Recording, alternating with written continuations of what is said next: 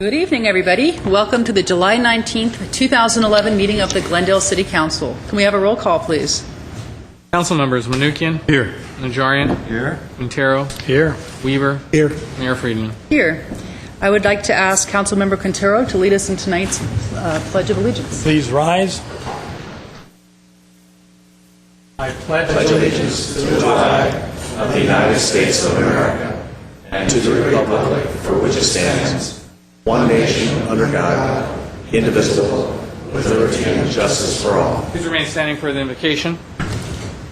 On July 20th, 1969, nearly 42 years ago to the day, Apollo 11 landed on the surface of Earth's moon.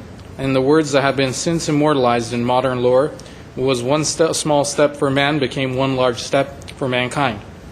And as our space shuttle program embarked on its last mission on July 8th and will return hopefully this Thursday, let us remember that many people who lost their lives in this great endeavor of space exploration. Let us give thanks to those who have given so much of their time, sweat, and intellect as members of the science community of NASA, of JPL, and countless others, their efforts which have helped expand our horizons further than anyone could have imagined. Let us pray for the memory of the astronauts who died in these efforts and for the safe return of those on this last shuttle mission. July 20th, a defining moment for a generation and as important a day for Americans as for all mankind. Let us pray that the dreams and hopes that led our nation to reach to the moon 42 years ago will never die and instead continue to lead us towards even greater heights. Amen. Thank you. Can we hear your report, please? The agenda for the July 19, 2011 regular meeting of the Glendale City Council was posted on Thursday, July 14, 2011 on the bulletin board outside City Hall. Thank you. Next item. Next item under 3A is agenda preview for the meetings of July 26, 2011. Spears. Madam Mayor, members of the City Council, for the Glendale Housing Authority, we have no business agenda items, as well as for the Glendale Redevelopment Agency. We do have a Glendale City Council meeting that's fairly full for the 26th of July, commencing at 6 p.m. Consent items, Director of Community Services and Parks. This is regarding the training and employment services for local veterans. Director of Community Services and Parks, this is an approval of funds to the Glendale Youth Alliance. Director of Community Services and Parks, fiscal year 2010-2011 Senior Nutritional Meals Program. Director of Public Works, this is an emergency sewer and storm drain repair program. Chief of Police, helicopter engine repair vendor for the Police Department. Continuing on with the Chief of Police, this is the 2011 Justice Assistant Grant, JAG, offered by the United States Department of Justice, Office of Justice Programs, Bureau of Justice Assistance. Again, Chief of Police, this is the 2007 United States Department of Homeland Security State Homeland Security Grant Program. Chief of Police and the Fire Chief, this is regarding the fiscal year 2008 Urban Area Securities Initiative Grant. Director of Community Development, this is for the Mercy Affordable Housing Development Agreement, cleanup from this afternoon. Under action items, we have Directors of Library and Public Works. This is for the Brand Library and Art Center renovation project. Fire Chief, contract fire and EMS dispatching services to the Burbank, Glendale, Pasadena Airport Authority. Fire Chief regarding weed abatement charges for fiscal year 2010-2011. Chief of Police, this is the official police tow services. Chief of Police, Director of Community Development, and City Attorney, prohibition of medical marijuana dispensaries. City Attorney, approval of contract for the City Attorney. And the last two items, Director of Public Works, Brand Boulevard Maintenance, District Number 1 for fiscal year 2011-2012. And lastly, City Attorney regarding the discussion of amendments to campaign finance regulations. And this includes disclosures of designated contractor and subcontractor contributions. That concludes my report, Madam Mayor. Thank you very much. Next item. Next item is City Council and staff comments. Council comments. Mr. Manukian. Yes, thank you, Madam Mayor. I would like to request, and this request comes from the community, that we place on the agenda naming the Adult Recreation Center Park as Memorial Park. I think it's fitting, and I would like to have it, if it's necessary to put it on the agenda to name it a Memorial Park, I think that's okay if there's a second on that. You mean Veterans Memorial Park, or if that, or Memorial Park, or Veterans, Veterans Memorial Park, that's fine. Okay, I'll second. Okay, let's have that placed on the agenda. Second, I would like to continue on my comments from last week. Last week I talked about this letter that I received from GWP regarding my personal electric usage. And the following day I received an email saying that, as you are aware, from the director of Glendale Water and Power, as you are aware, Councilman Manukian, this is the email, verbatim, provided some commentary regarding GWP's O-Power reports. I guess these are called O-Power reports at last night's council meeting. His understanding of these reports is in error. And it says, first, reports are not currently using smart meter data. Reports will only see smart meter data starting in September. So I want to, and there was a response that these reports have been going out for a while. This is the first report that I received, and let me just, I have the content of the letter that I received. The first one, it says, frequently asked questions about your new Glendale Water and Power smart meter upgrade, and there's questions and answers in there. The second one, this is all in the same packet. The second one says Glendale Water and Power is installing smart meters throughout Glendale, and it tells you, well, I'll read that later. It tells you about the smart meter installations. The third one says, say hello to your first home energy report. Your first home energy report. And inside it says, introducing your home energy report, your online tools, and it has a picture of the report. And I don't know if you can all see it. The picture of the report is pretty much exactly the same as what is on my report. That is on the say hello to your first home energy report. And in the back, it says, good to know, smart grid technology. So, my understanding, Mr. Steiger, of this report is that your PR says this is the first report. This is the first time that I've received it. And my point to my last week's comment is that I don't need smart meter to know that I expend more energy than my neighbors because of my family situation. Second, I read the article in the news press regarding this one individual who asked the contractor who was installing the smart meter not to install it. And apparently the contractor told him that he had dropped a flyer or a leaflet, he had put it on his front door. And I want to go back to this little letter that you send out as PR to the community, and it says, either way, this is before installing the smart meter, our contractor will knock on your door before beginning work and will leave a notice on your door after upgrade has been completed. So not before the upgrade has been completed. And I would think that, I don't know how they're proceeding on installing water or smart meters. I did not get a knock on my door, and I don't know that I have the smart meter yet because I'm not in the habit of going out and checking what my meters look like. I know I have a new water smart meter because it's on the street, I see it. But I think it's important if our contractors are going to go out and deal with the public, to deal with the public in a professional manner. We are here at the behest of the public. And if a member of the public says, I don't want a smart meter at this point, I think we have to respect their request and not have it installed until the council makes a decision on that issue. So that is my comments for today. Thank you. I'd like to ask Mr. Steiger to come up and just address the column that was in the Glendale News Press, because evidently there were some, I guess I'll be kind and call them inaccuracies. But I also wanted to just point out, since Mr. Manukian raised it, and I do think that we owe the public to be as clear as we can, that one of his complaints about being compared to his neighbors was that he had neighbors that across the street and next door that he felt he was being compared to who, I don't know if they were handicapped or elderly, but you had clarified also in that email, and I think it's important for people to understand that your neighbors is, 100 people? It's not just the person living across the street. So I think people need to understand that. And as well, just for the record, I have gotten those reports in the past, comparing me to my neighbors, and I have found them very helpful to know how I compare. But let me go to Mr. Steiger. I want to clarify something before we go to Mr.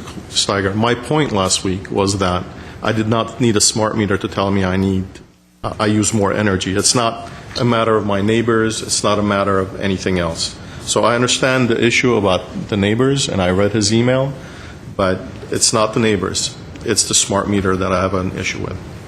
Okay, Mr. Steiger? Let me address a couple of the points, Mayor Friedman, members of the Glendale City Council. The O-Power reports that are currently being generated, Councilman Manukian, the one that you just received, are currently manual O-Power reports. They're based on data that's not being received through smart grid technology yet. They will be. There's no question that most likely within the next 2 to 3 months, after we're fully deployed with smart grid, those reports will be generated with smart grid data and available on the internet in real time.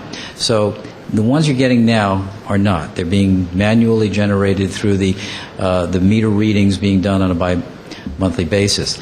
I understand exactly your point on whether you need to be told. I get that. I understand very well. And not everyone likes to see that, and I appreciate that too. But let me address a much more critical issue, and that's the issue of the article that was in today's news press. I very rarely challenge the press. I've been dealing with the press for 41 years. I have a lot of experience. I challenged the press today on that article because it was based on a lie. And in fact, as of approximately a half hour ago, the editor of the news press came back and admitted that, yes, it was based on a lie, and therefore there will be a retraction, and there will be a correction issued this Thursday. What occurred according to that article is not what occurred according to our records. Beyond that, the author of the column is not an account holder, a GWP account holder, and has absolutely no right to turn our people away in any regard. And we do not allow anybody other than the account holder or a direct relative of that account holder to make an account change or to interfere with a disconnection of a meter, as you might imagine. And that's exactly what occurred. So the article was more than an error. It was a lie. It will be corrected on Thursday. I've been assured of that. I was very disappointed. It's one of the few times in my career that I can honestly say that I didn't sleep last night. It was upsetting. I made my views very clear. I'll be able to provide you, in fact, I've provided Mayor Friedman with the emails that were exchanged today, but that was not right. And it's unfortunate that it's become public, because that's not how we deal with the public. And plus, it's not fair to have someone create an illusion that they're a GWP customer when in fact they're not. So I think I'll leave it at that. Mayor?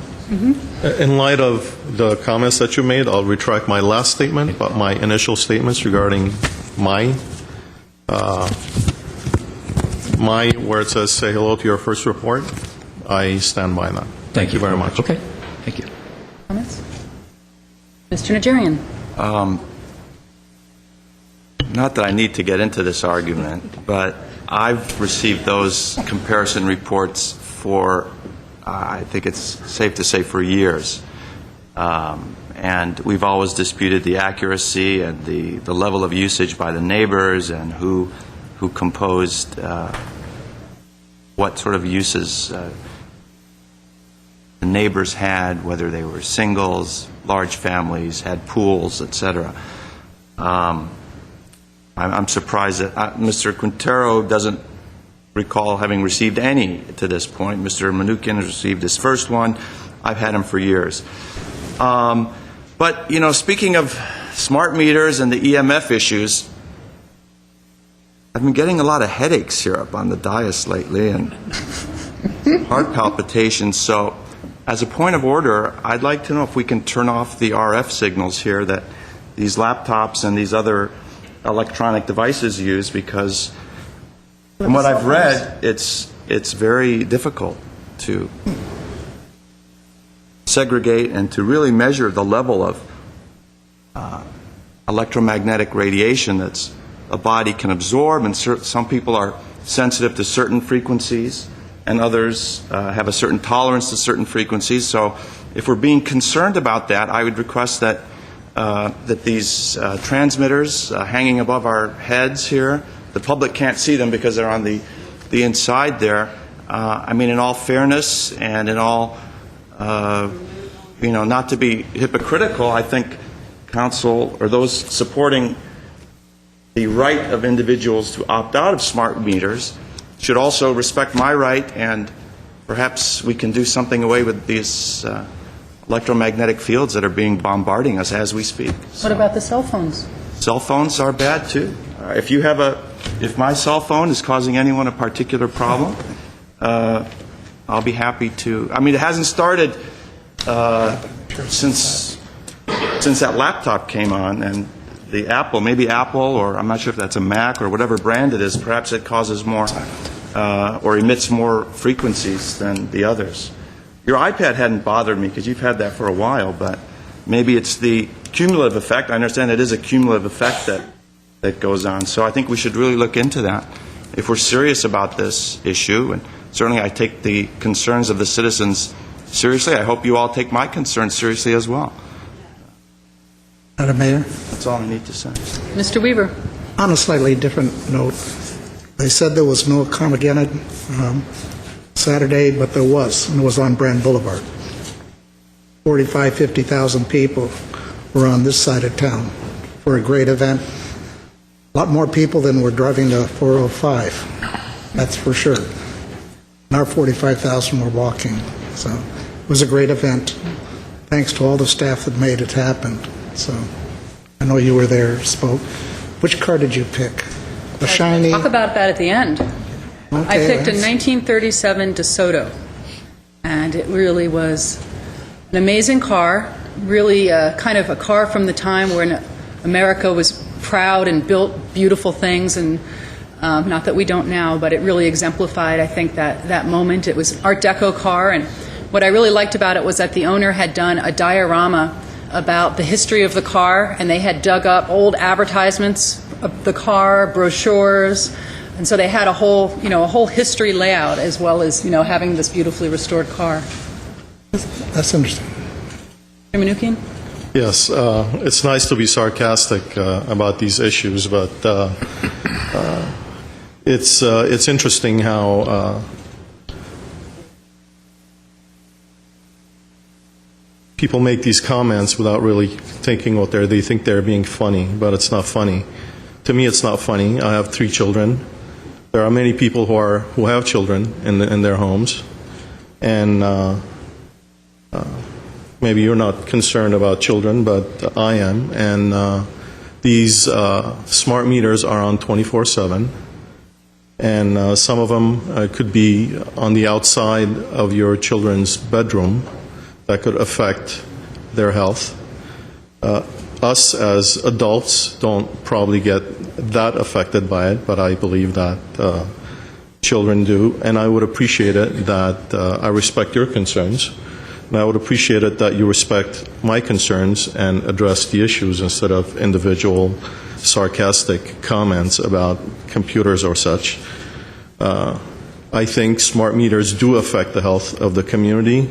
There are studies that indicate, published studies that indicate. The city attorney is giving me the motion that we've gone into an issue.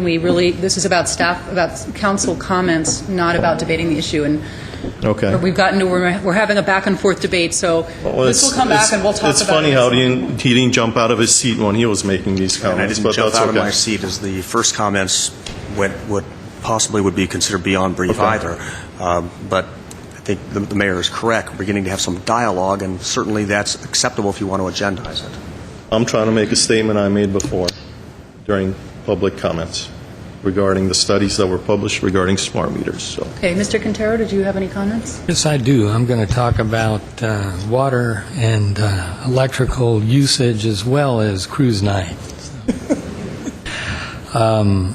Well, I'm very proud. I actually received I'm 31% more efficient than my most efficient neighbors. So I'm at an all-time low as far as electrical usage at my house. It's only my wife and I. and I think the weather's been quite good. But the real drop, I think, was because I unplugged I have two refrigerators. For whatever reason, the house came with two refrigerators, and I unplugged the Sub-Zero. And I think that's that was amazing. Boy, that thing's not getting plugged in either. We're done with that Sub-Zero. Cruise night, as Mr. Weaver said, and the others that attended, I think we were all there. Boy, what a success. I mean, the restaurants were just packed.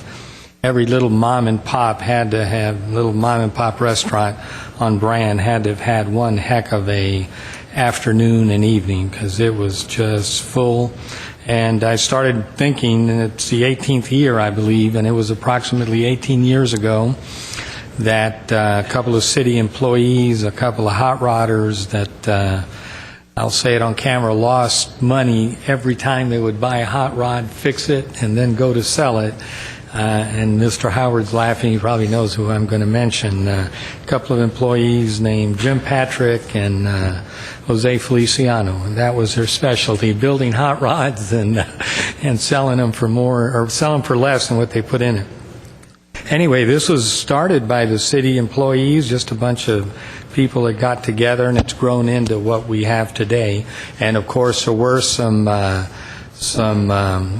auto dealers that also showed some of their cars, and the Harley-Davidson dealer was there. Anyway, it's just a great event. I'm almost sorry that we only do it once a year, because I know how the merchants benefit as a result.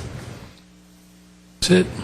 Thanks. I wanted to talk about a few events I went to. Today, I joined GWP to open a new well. Actually, it's an old well that the city had decommissioned many years ago and sort of refound, and it's up on Foothill Boulevard, and it's a well that will generate about 300 acre-feet a year of water, which translates to about a $250,000 a year savings, because we won't have to be buying that water from foreign sources, which of course is expensive. This will be our own water. And I wanted to just commend GWP for being proactive and for constantly going out and trying to find ways of really utilizing our local resources and our local aquifer and trying to reduce our dependency on imported water. It is important. Yesterday, I had a tour of the new Roy and Patricia Disney Cancer Center, which is in Burbank, across from Providence St. Joseph. This is a center that's open to the entire region, of course, to Glendale residents as well. And it's really an amazing building. It was designed completely with the comfort of the patient in mind, both the physical comfort and the psychological comfort. So when you walk into this facility, it really feels like you're going into a spa. The first floor has a resource library so that patients can read about their disease in comfort. They have an integrative medicine center on the second floor where patients can get acupuncture and massage, do yoga, tai chi. They have classes. They have a meditation garden. And something that made so much sense to me that I don't understand why other hospitals don't do this, when you walk into the building, you get an identification card that they scan. And so all of the doctors that you're going to are alerted that you're in the building, and your scans are pulled up, and all of your records are pulled up so that you don't have to wait for that. And when you're waiting to have an appointment, they actually can give you a pager, and you can go and sit out in their garden, go to the library, and then they call you when they're ready for you. So, it makes a lot of sense. They also have rooms that change color. You can change the color of the rooms. You can change the music of the rooms. It's really a nice facility, and I just wanted to let people in Glendale know about it because it's close by and another resource to add to our local hospitals. I attended last week the Women in Business Luncheon, which honored our local women and their successes in their various businesses, and a lot of local women were honored. It was a really nice event that's thrown by our legislators. Our state senator, Carol Liu, Anthony Portantino, and Mike Gatto co-sponsored the event. I also attended the Committee for a Clean and Beautiful Glendale installation dinner, where Pauline Ferguson was inaugurated as the new chair of Glendale Clean and Beautiful. So I want to thank her in advance for all the work that she'll be putting in this year. It's a really active group. They do a lot in the community. It's one of those groups that doesn't just talk. They really go out and make a real concrete difference in the city. Also installed was my good friend, Joan Zierhut, who is now the chair-elect, who will be chair next year, and she's going to be assisting Pauline this year.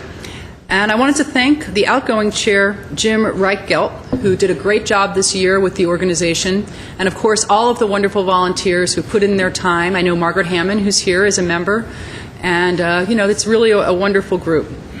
And again, Cruise Night was just a huge success. I want to thank the staff who worked on it, the people of Glendale who made it such a wonderful family event with such a wonderful atmosphere, and of course, most of all, the hot rod owners and the car owners who came out to show off their vehicles. It was really a fun time for everybody. Okay, next item, please. Are there any staff comments? Okay, seeing none, what's next, please? There is one staff comment. Okay. Jeff Duran. Yes, Mayor Friedman, members of the City Council. The Community Services and the Parks Department wants to announce that last month the city received 2 prestigious design awards from the local chapter of the American Planning Association for our Heritage Park Mini Park project as well as our Adams Square Mini Park. So I'd like to introduce Lila Batar, who is project manager of Heritage Park, and Hagab Kasabian, who is a project manager of Adams Square. Mayor, council members, Lila Batar. I'd like to also mention, in addition to the LA APA award, Heritage Garden received early this year a prestigious state award from the California Parks and Recreation Society. The award was given for achievement in planning and design. We were placed in a category where we had to compete with parks up to our half-acre park had to compete with parks up to 12 acres in size, and we had to compete with the largest cities in California. The next slide, if we can show some more of Heritage Garden. Next one after this? Yeah, there's another one too. There we go. Yeah. Credit for the awards goes to everyone who was involved in the planning and the design process. And I believe Hagab would agree, credit would also go to a strong community partnership.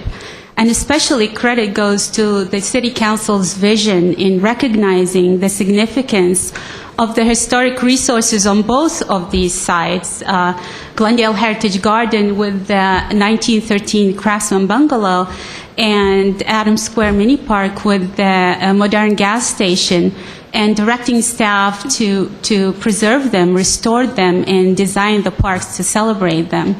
And actually, that award from the LA section of the APA, American Planning Association, is for historic buildings and new parks, is for that vision and that the direction that the city had. So thank you for all your supports and congratulations to our community.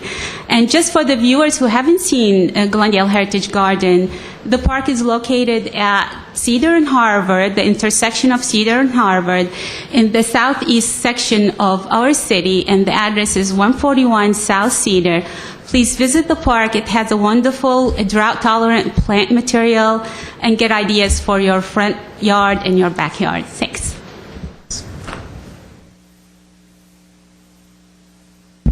Good afternoon, Mayor, council members. Again, my name is Hagab Kasabian, project manager with the Parks Department. Lila actually has covered everything that needs to be said. Thank you for your support. Thank you for the staff support, management, and most definitely the community who has been behind us with a lot of these projects. Without them, a lot of these projects would not be possible, and a true testament to these projects, the amount of views we've been getting at each of these parks. Adams Square is full of people. We get a lot of views from kids, moms taking their strolls into the park until this day, and the project has been open for over 3 years now, and it's been very successful. Same goes for the Glendale Heritage Park. Again, thank you so much. There was a wonderful event, and I think we're going to keep getting awards like this for a lot of the projects we have going on currently and the projects that we just recently completed. Thanks, Hagab and Lila and Jess, and congratulations to everybody. I've got the award up here, which the city is very proud to receive, and thanks for making it possible. Okay, next item. Next item is consent items. The following are routine and may be acted upon by one motion. Any member of council or the audience requesting separate consideration may do so by making such request before motions are proposed. Mr. Menuchyan? I'd like to pull 5B, please. I'll move 5A. Is there a second? Second. Okay, can we have a roll call? Council members Menuchyan? Yes. Najarian? Yes. Quintero? Yes. Weaver? Aye. Mayor Friedman? Yes. Do you want a staff report? Or I don't do want a you have staff question? report. I do have a question. Okay, is there someone here from the fire department who can answer any questions? Or maybe Chief Godfrey. Chief, why don't you finance come or forward? something. The fiscal impact on this item says the payment is based on 5.5% of net receipts collected by the vendor. In the following paragraph, it says the annual cost to the city for this contract extension is expected to be $210,000. My question is, if we're only paying based on net receipts, why is it costing the city $210,000? Mayor, council, staff, I believe what that 210,000 is, and I'll have to get back to you on it for Is it sure. an estimate? It's an estimate, but it's also taken out of the collections. It wouldn't Okay. come out of our money. They would collect, and then they take a percentage of that, and that's what our estimated. So it's not a payment cost out of pocket for the No, city? it is not. Okay, because when it says annual cost to the city, it means Okay. it's going to cost us $210,000. It will come out of the revenues that they will collect. Okay, thank you. I want to clarify that. The actual collections are between $4.5 and $5 million. So Right. the percentage estimate that we still do have to budget, though, for payment purposes. Yes. Right. Thank you. I'll move that item. Second. Okay, can we have a roll call? Council members Menuchyan? Yes. Najarian? Yes. Quintero? Yes. Weaver? Aye. Mayor Friedman? Yes. Next item. Next item is oral communications, 3-minute portion reserved for community announcements. Thank you. First card is Rick Lemo, to be followed by Leon Mayer.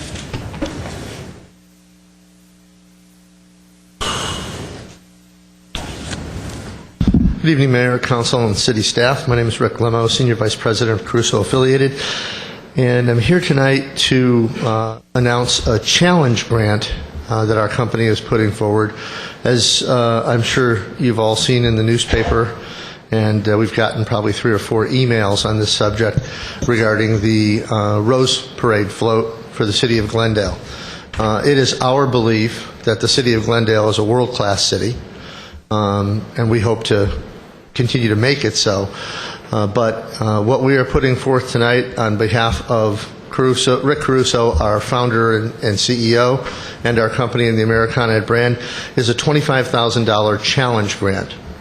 What we mean by that is we're putting forth up to $25,000 in matching funds to support. I guess we need a total of $100,000 based upon what I've read.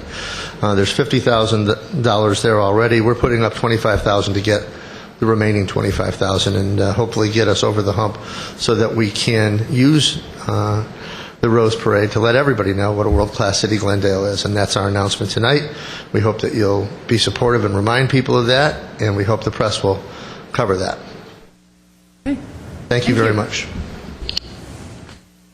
Leon Mayer, followed by Mike Mohill. Good evening, Mayor Freeman, members of the council and staff.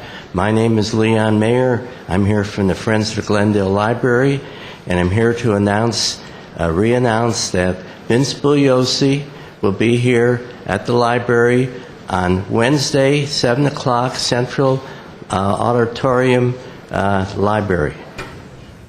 Parking is free. Validated 3 hours at the library, and you park over at the structure on Maryland. Now, Vince Bugliosi is famous for a few things. He got his original fame from prosecuting Charles Manson and his family in the famous Manson trial. Helter Skelter was a book he wrote following that. This book became the most read book on true story crime in not only American history and world history. He became world famous for that. He also became famous for his criticism of the U.S. Supreme Court, the prosecution and the defense of the O.J. Simpson case, and also he wrote Reclaiming History. This was a 1,500-page book about the Kennedy assassination, in which he put to rest the conspiracy theories that had been attached to that. So we're having Vince Bugliosi back in Glendale to talk about another controversial book he wrote. The title of the book is Divinity of Doubt, the God Question. And this time, Mr. Bugliosi turns his critical eye on both religious believers and on atheists. He takes the middle road of being an agnostic. Now, an agnostic admits they do not know for sure about really the belief in specific God and so forth. But he does go through the history of Judaism, the history of Muhammad, the Islam. He goes through the history of Christianity and other religions. It should be a very enlightening program, and he is scintillating when he's up in front of a group and is talking about very important issues. Now, he's not alone in taking the course of agnosticism. He's followed Einstein and Darrow and Darwin and Socrates, and some of you might remember Gertrude Stein. So it should be a very interesting evening. It's free. He'll be there to talk about his book, sign the book, sell his book, and everybody is welcome. Thank you very much. Thank you. My last card for the community announcement portion of World Communications is Mike Mohill. Good evening, Mayor Friedman and council members. I'd like to make an announcement to the public that on August the 2nd, between 6 and 8 p.m., the America's Night Out Against Crime will be throughout the city of Glendale. And this is the poster for Pacific Park community people, and there'll be other flyers throughout the city. And I'm hoping other members of the community will support our police department. They're very important to us. When you need help, you got to call 911. There are safety people. We need to support them by coming out on August the 2nd. Remember that date, between 6 and 8 p.m. And also, this is going to be just one flyer. I understand there are going to be other flyers throughout the whole city. There'll probably be like about a dozen of these type of events. So let's support our local police department. Thank you. Thank you. And just to remind people, that night, August 2nd, we will not be having a council meeting because we're going to be at National Night Out. And we're going to do it a little differently this year. We're going to actually assign council members to areas so that we can try to cover the city a little bit better. So if you wonder why one council member shows up at your event and not another, it's not because they don't like you. It's because they're at another event that they have been assigned to. Okay, next item. Next item is adoption of ordinances. At 7A is an urgency ordinance authorizing participation in an alternative voluntary redevelopment program. This was offered on July 12, 2011 by Councilmember Weaver. A1 is a council resolution authorizing the execution of a remittance agreement. A2 is a council resolution reducing the allocation to the low and moderate income housing fund for the 2011-2012 fiscal year and making certain findings and determinations. Okay, I'd like to move 7A1. Second. Sue me? 7A. 7A is excuse an me, ordinance 7A. that needs to be taken separately. 7A1 and 2 are resolutions. They can be taken together. So 7A. Second. Okay, can we have a roll call, please? Councilmembers Manukian? Yes. Oh, excuse me, we have a question?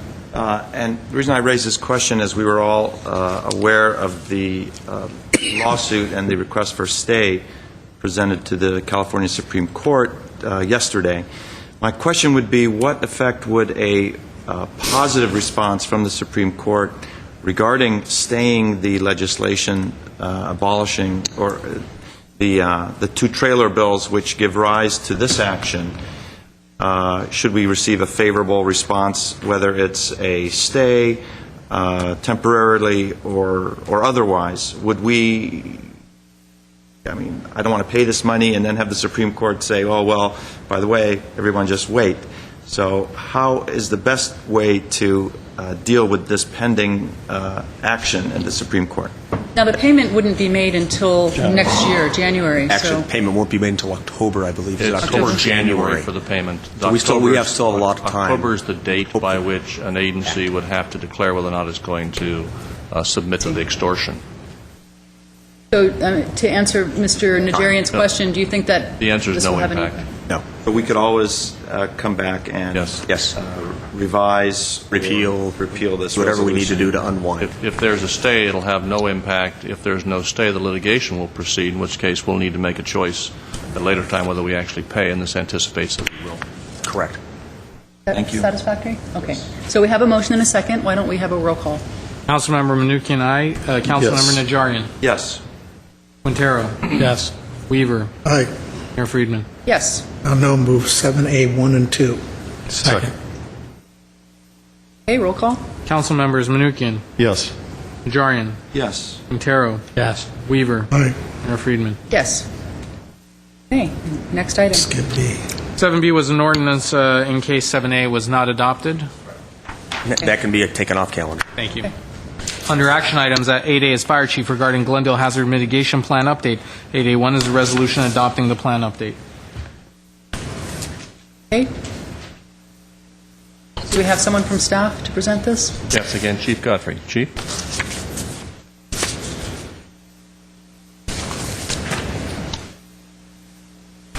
Mayor, council, staff, my name is Greg Godfrey, Battalion Chief with the Glendale Fire Department. The hazard mitigation plan is something that we've had here in the city for a while. It's a requirement of FEMA and CalEMA in the state here. And we're required every 5 years to renew or re-update that plan. We've been working on that for about the last 6 to 7 months and are ready to submit it to CalEMA and FEMA. We've given you a CD of a hard copy and a staff report on the plan itself.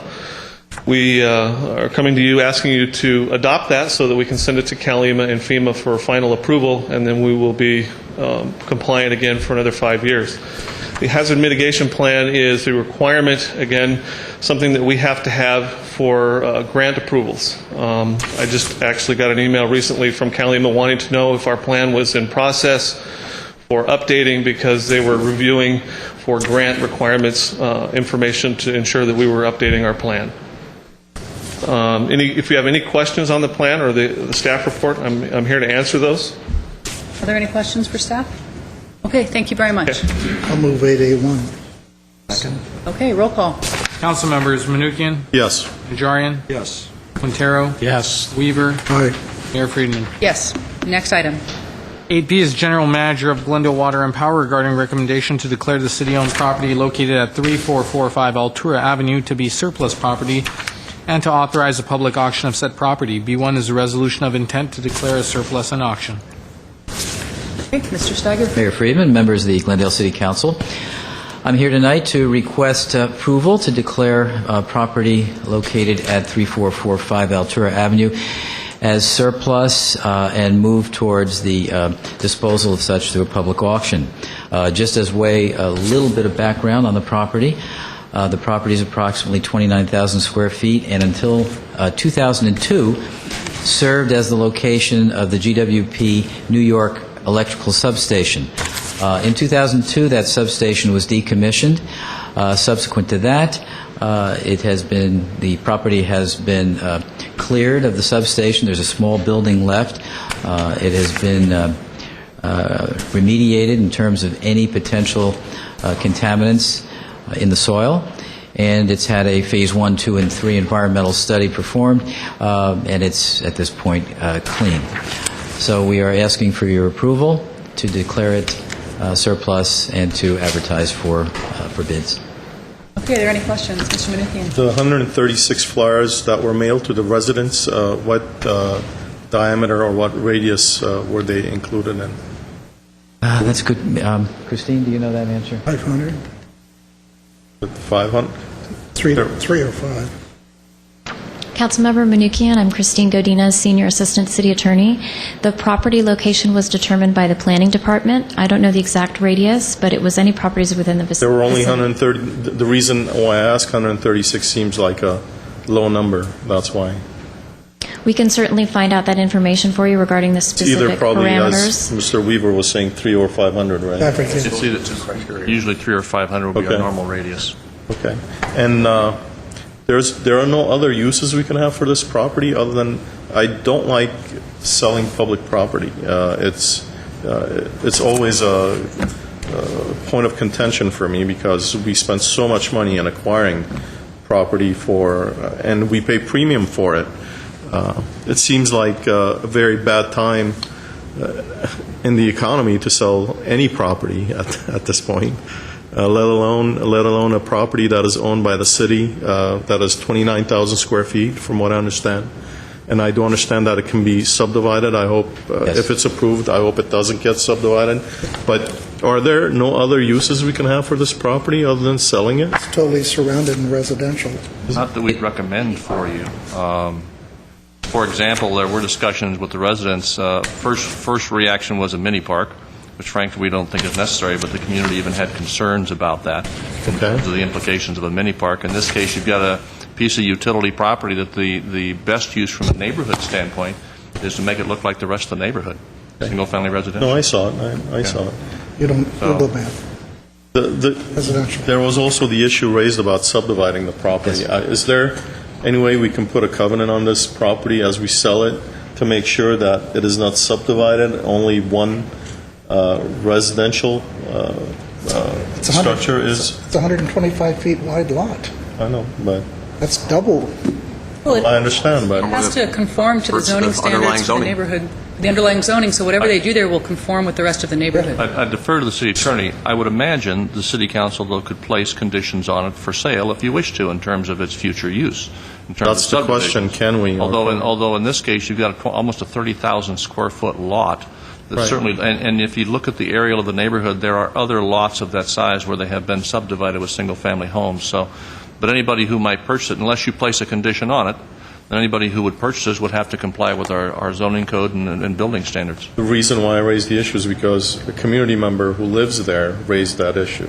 So it just makes a very large lot that would, frankly, begin to garner a very large house, which may be more problematic, being inconsistent with the neighborhood. The next door neighbor is 3 lots, 2 flags, and a front lot right next to it. So how many homes can be built on that 3. property? 3? 2 or 3? 2 to 3, from 2 what to I 3, understand. Probably depending on the looking at the layout. neighborhood, That would realistically, be probably based upon the 2. lot size. Only because it's width. I mean, you've got 125 feet. It means if you did a straight subdivision or a straight lot split, maybe you've got 60-foot lots or a flag lot configuration, of which you do see some properties in the neighborhood with flag lot configuration. You're down to maybe a 15,000 square foot lot. And right next door is a triple. 3 lots, same size?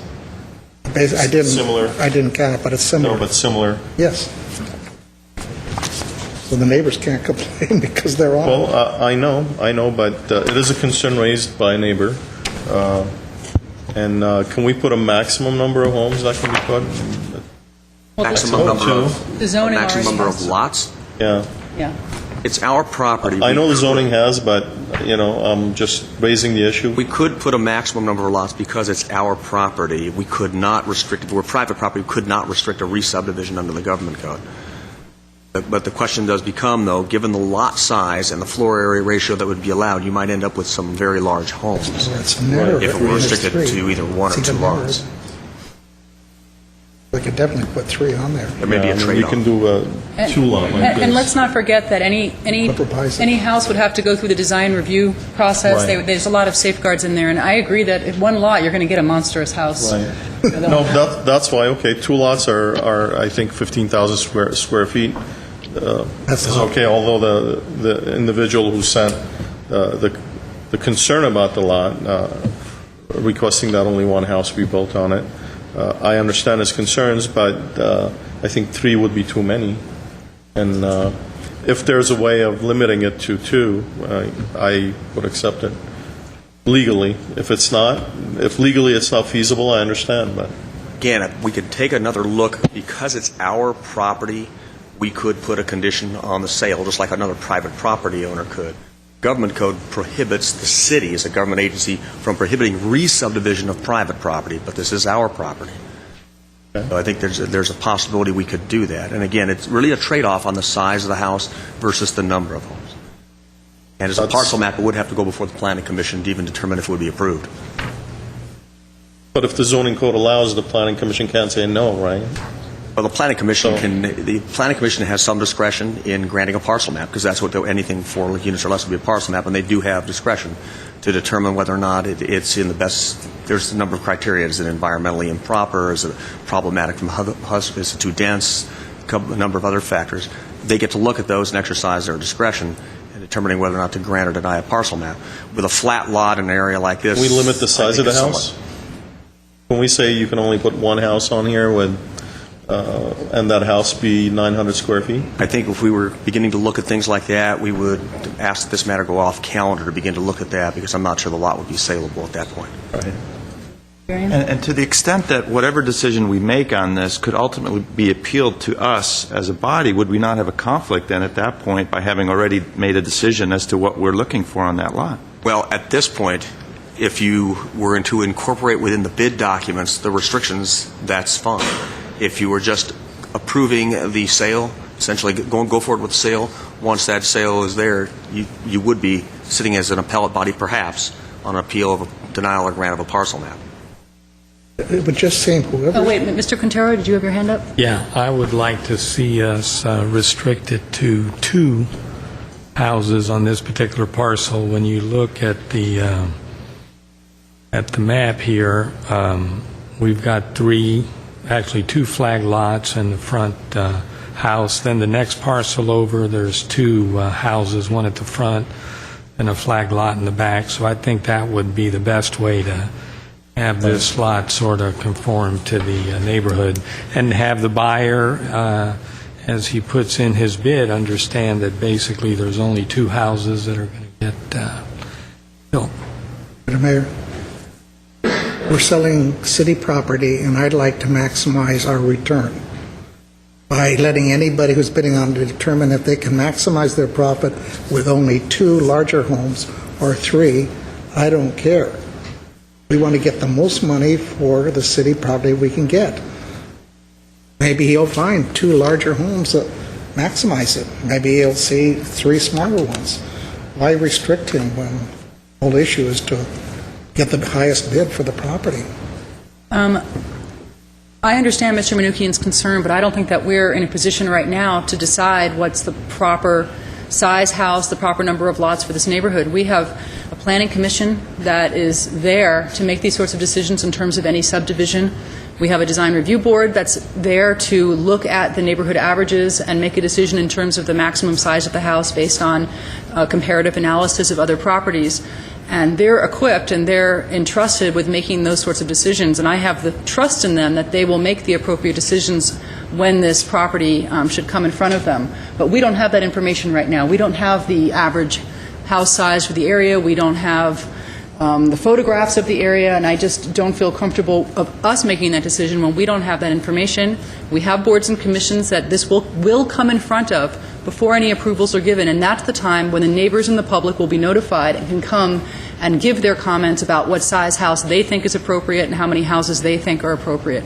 That's the time and the place that that decision should be made. I think we should decide right now whether or not we want to sell this property. That's what the Mr. motion Quintero? I disagree in the sense that I would like to have a situation, it's going to go through boards and commission, but I'd like to have we're introducing this parcel to the market, and I hate to have this turn into a deal where everyone in Altura is going to have to attend multiple hearings and do,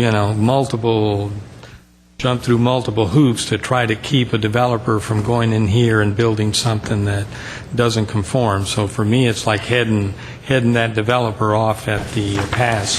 When I say a developer, maybe it's someone that wants to build a family home for himself and sell the other, or have someone else buy it. I don't know, but I'd like to head it off at the pass and not go through the issues that we normally go through when we have oversized homes trying to be built on smaller lots. And I'd like to take a vote on that, because if we're going to go that route, we need to take this off calendar and come back with other information, and we'll have to go through the same process that the Planning Commission would go through, and ask for the public to come in then and give their give their thoughts. I mean, we basically will do what the Planning Commission does, only we'll do it here. But why don't we first take a vote? And Mr. Weaver, why don't you make a motion about... Is that correct, Mr. Howard? We wouldn't have to do what the Planning Commission does. What I'm hearing and what my suggestion will be, if there's majority sentiment to change what the recommendation is before you, and the resolution actually includes the minimum bid price of $600,000 based upon no restrictions other than current zoning and the discretion that a Planning Commission has, I would recommend that you take it off calendar, but not for the purpose of performing the function of the Planning Commission. It would be for the purpose of having staff come back with some options of what a one-house, two-house, three-house, what the maximum would be, and then give this council a better idea of what they want to send it out to bid for. Yes, but for us to be able to make that decision, we would need to have more information that's in the staff report now. Oh, yes. If we're going to decide how many houses there should be, we're going to have comparative analysis of the neighborhood. If we're going to try to limit the size of the dwellings, we'll need to do what Design Review Board does and look at the neighborhood averages, square footage ratio, and all of that to make that decision. So I'm just wanting to... We don't have to restrict the size of the house. Well, somebody That's had the made- lot. someone had made that I did, but The motion right now is for the hearing, based on this, on a appraisal, based on the current codes. Correct.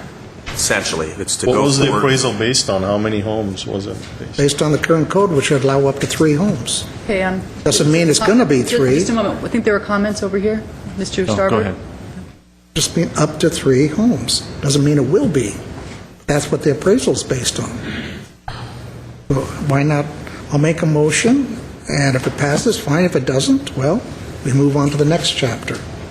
Well, I understand. It's and I will not vote against not selling the property. I think the property, if we believe that it should be sold and we can't use it for a park, okay, let's sell the property. But it would, I think, what Mr.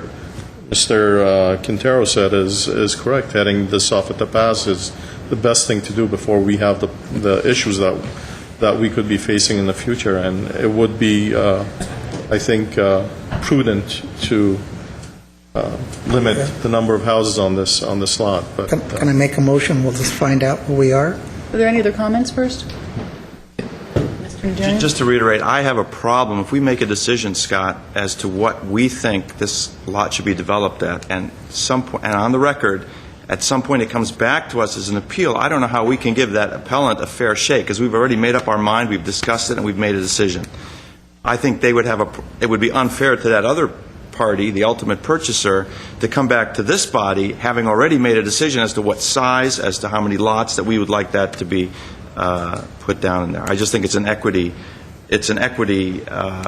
balancing that we have to do, and I'd much rather go through just a basic declaration of this as being surplus, and whatever sort of development is proposed, let the community weigh in at that point, and then we'll hear this as a matter of first impression. Well, that's a statement, I guess, not a question. Well, I moved 8B1. If there's a Okay, let second. me go to Mr. Steiger. Maybe you can have some more. No, not on that. I would like to answer Councilman Manukian's question, from earlier, which was a very good one, just so we can close the gap on why now, because I think that's a reasonable question. And why now is the property has remained vacant for 10 years.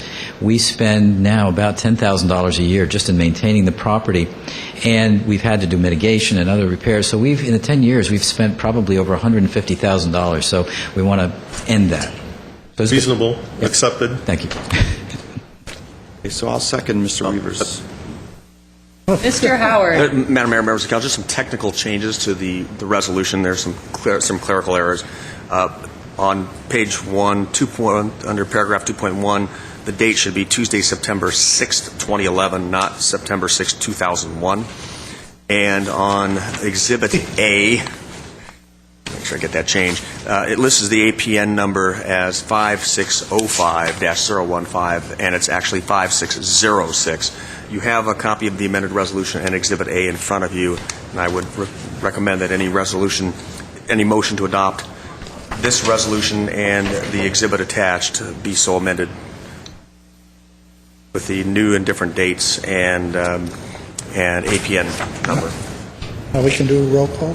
Yeah, let me just make one last comment, if you don't mind, which is that, I do understand Mr. Quintero and Mr. Manukian's concern, and probably it should be two houses. The concern I have is that we didn't notice it as a discussion about how many properties will be on this lot, and I feel if we had, we might have had some of the neighbors come in and talk about that. So I'm just leery about making that decision without having the input of not just the neighbors, but maybe any developers who might have had interest. I think they should have the chance to, to weigh in on that decision. So I'll support selling it, but I'll leave the decision about how it would be subdivided to our boards and commissions, who I believe can make as good a decision as we can on that. So we have a motion, and we have a second. 8B1 as amended. For AB1 as amended. Can we have a By roll you. call?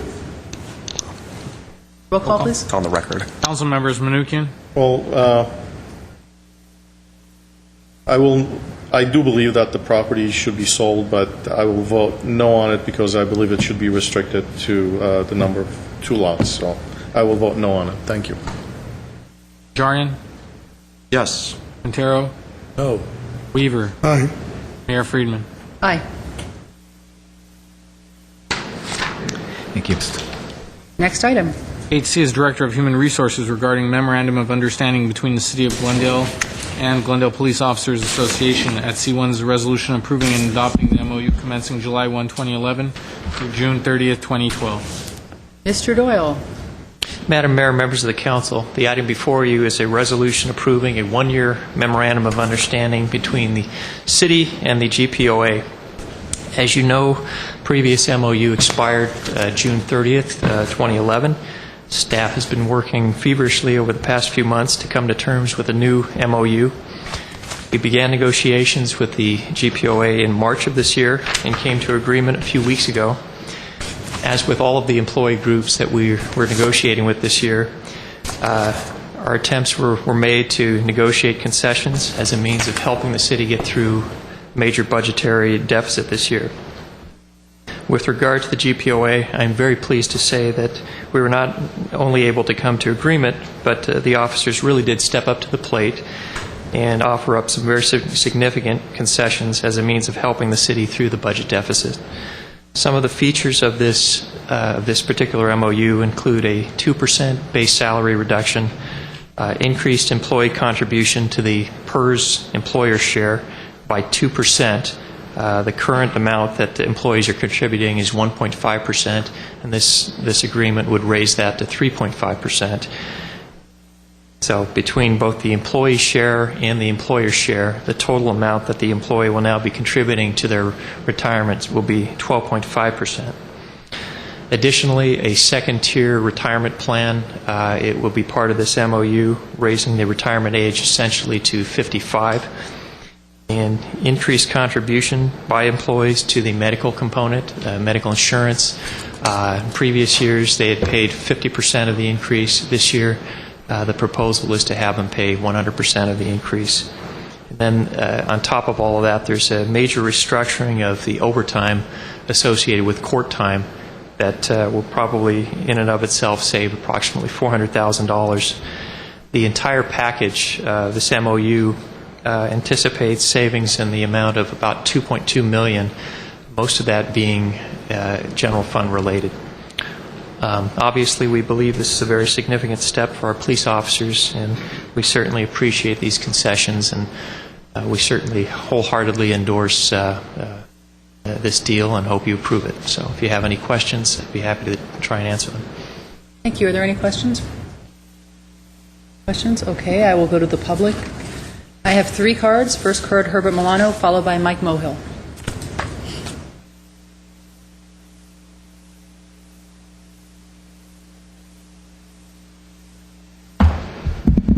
Mayor Friedman, members of the City Council and staff, my name is Herbert Milano. I come here in order to ask of the City Council for additional transparency and full disclosure with regard to what this MOU, this agreement with the police union, entails. And I'm asking for that because we have not had an opportunity to really flesh out and vet these particular MOUs in years past. And even though some of it was discussed during the budget sessions, I think it merits significantly for the public to be fully apprised of what this means in terms of the finances of the city. Now, I appreciate the fact that the police union has now come through with some accommodation to the budget, but I think that the public needs to know some of that history.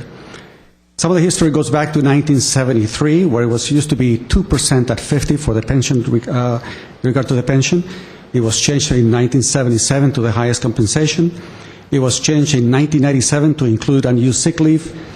It was changed in 2001, so they will get 3% for the last pay times the number of years of employment with early retirement as early as age 50. And I'm concerned about the fact that that on page 47, we need an explanation of what those changes mean, changes that came about in 1989. According to this MOU, the city adds 6% and then 3% to their pay, and then that pay is then used by the police in order to contribute it. If that's the case, and if that 9% is being added to their pay, it means that when they retire with up to 90% of their pay, it really isn't 90%. It's much higher, and I wanted a clarification to see if I'm interpreting that information correctly, and I would like for the City Council to ask the staff to clarify the items on page 47 concerning that amendment that was changed in 1989. According to the data that I see on the budgets, in 2001, total salaries plus benefits combined was $26 million. I would like to know, based upon this proposal, what it would mean for the year in terms of total salaries and total benefits. That would be the calculation of the city's finances as it impacts, as this MOU will impact the city in the future. So it was $26 million according to what appears on the city budget for 2001. I would like to ask what it would be for total pension and total salaries under this particular proposal. Thank you. Thank you. Why don't we get an answer now from Mr. Starbird, if you're prepared, so that the other speakers will have the benefit. Well, I can't offhand give you the comparison Mr. Milano is asking for, but we can certainly provide those numbers for you.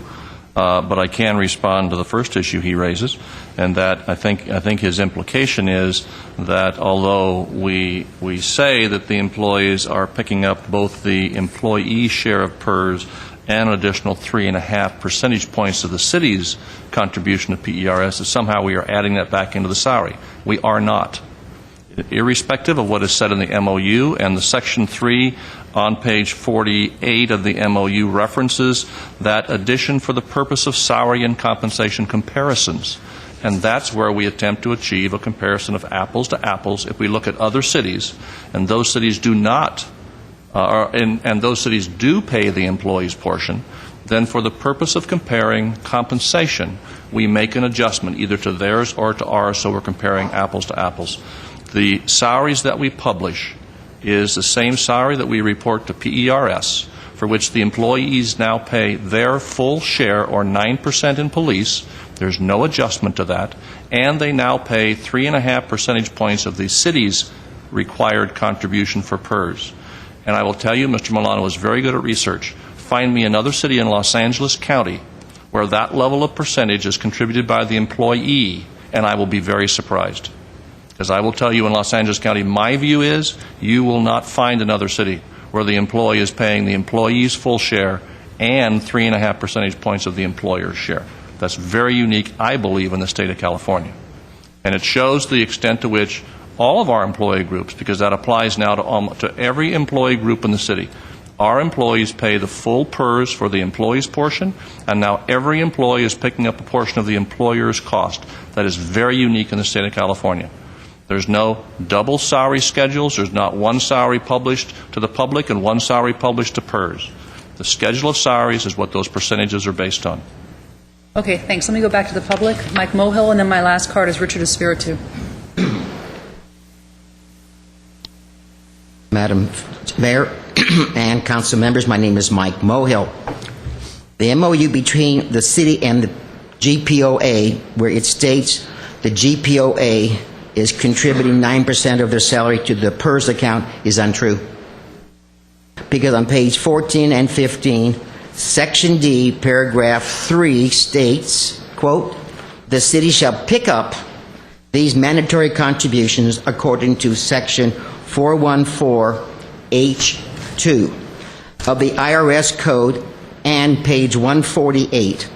Under retirement section F5A, employee under retirement section 5, PERS contribution where it states effective July 16, 1989. The city shall, quote, pick up the employee's required PERS contribution. This pickup shall be in accordance with section 414H2 of the IRS Code, whereby employee contributions shall be tax deferred." In essence, in reality, ladies and gentlemen, council members, the Glendale Police Officers Association is not, I may underline the word, not contributing to their PERS account, but the stakeholders of the city are. Thank you. Thanks. I don't usually go to Mr. Starbird after every speaker, but because these are complicated and they involve many chapters, I want to be sure that we actually hit on all of the concerns that are raised by the public. So I will turn back to Mr. Starbird if he's ready to give an answer or a response. Now I'll have to turn to Matt Doyle. I will once again say, and first an observation. The MOU contains a lot of sections that are historic in nature. I notice one section goes back to 1961. So the MOU continues to sort of reflect what historically has been our agreement, but then gets changed from year to year to year, yet continues to embody some of that old language that is no longer applicable. As I understand it, the pickup provision is a section of the IRS code that allows these payments to be tax deferred. And that's the only reference and use of that terminology. It does not mean the city is picking it up, but it's an IRS terminology. I will say it again. The city does not pay the employee's portion, the employee's contribution on PERS, and the employees in police department are currently now going to be paying 3.5 percentage points of the city's contribution.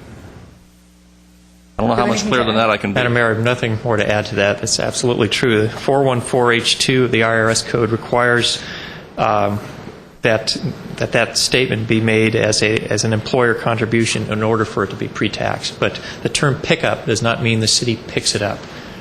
The employees are definitely paying that amount. Okay. Thank you. Richard Espiritu is my last card. Madam Mayor, I might note that there's a section in the MOU and probably other sections where, for example, it notes that we're going to be paying 3% of 50 formula. That was as of 2001. That's now currently changed, and you'll see language in addition to that that sets a current standard. So unless you understand how these relate, you can pick your way through this MOU and find various provisions that are no longer applicable.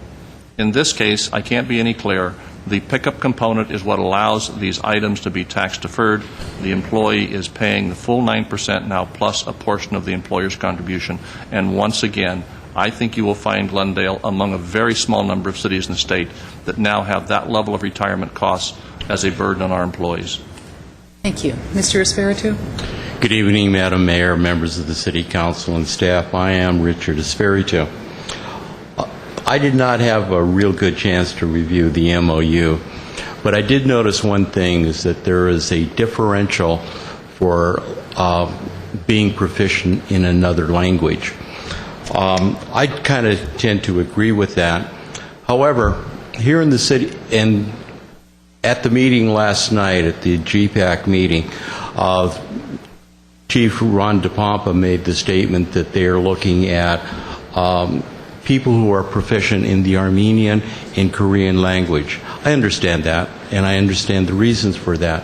However, I would like to know the number of officers that are currently on the Glendale Police Department that are fluent in Tagalog, because we do have a large Filipino population. And number two, I'd also like to know how many officers are fluent in Arabic. I know Mrs. Beers and I had a little interesting conversation with a member of the CIA with your Arabic proficiency.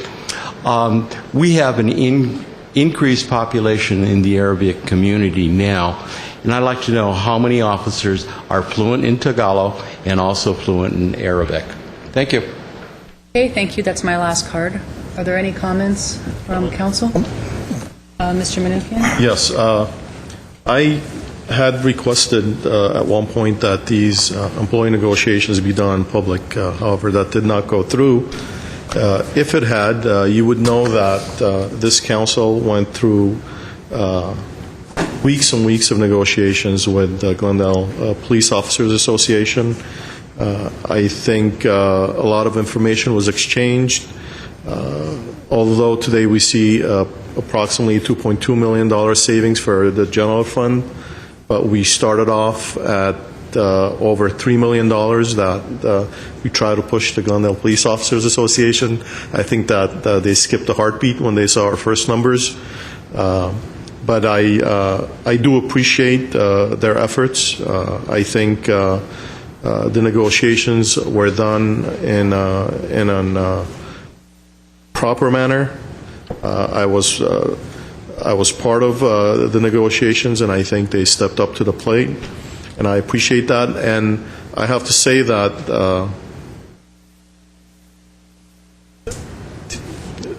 issues that happened in prior years I did not take into consideration last year or the year before. What happened with the GPOA, I just try to look at how we can approach our current fiscal issues from the point of these current negotiations, and not deal with anything that happened in the past with past councils or anything else. So I will be voting for this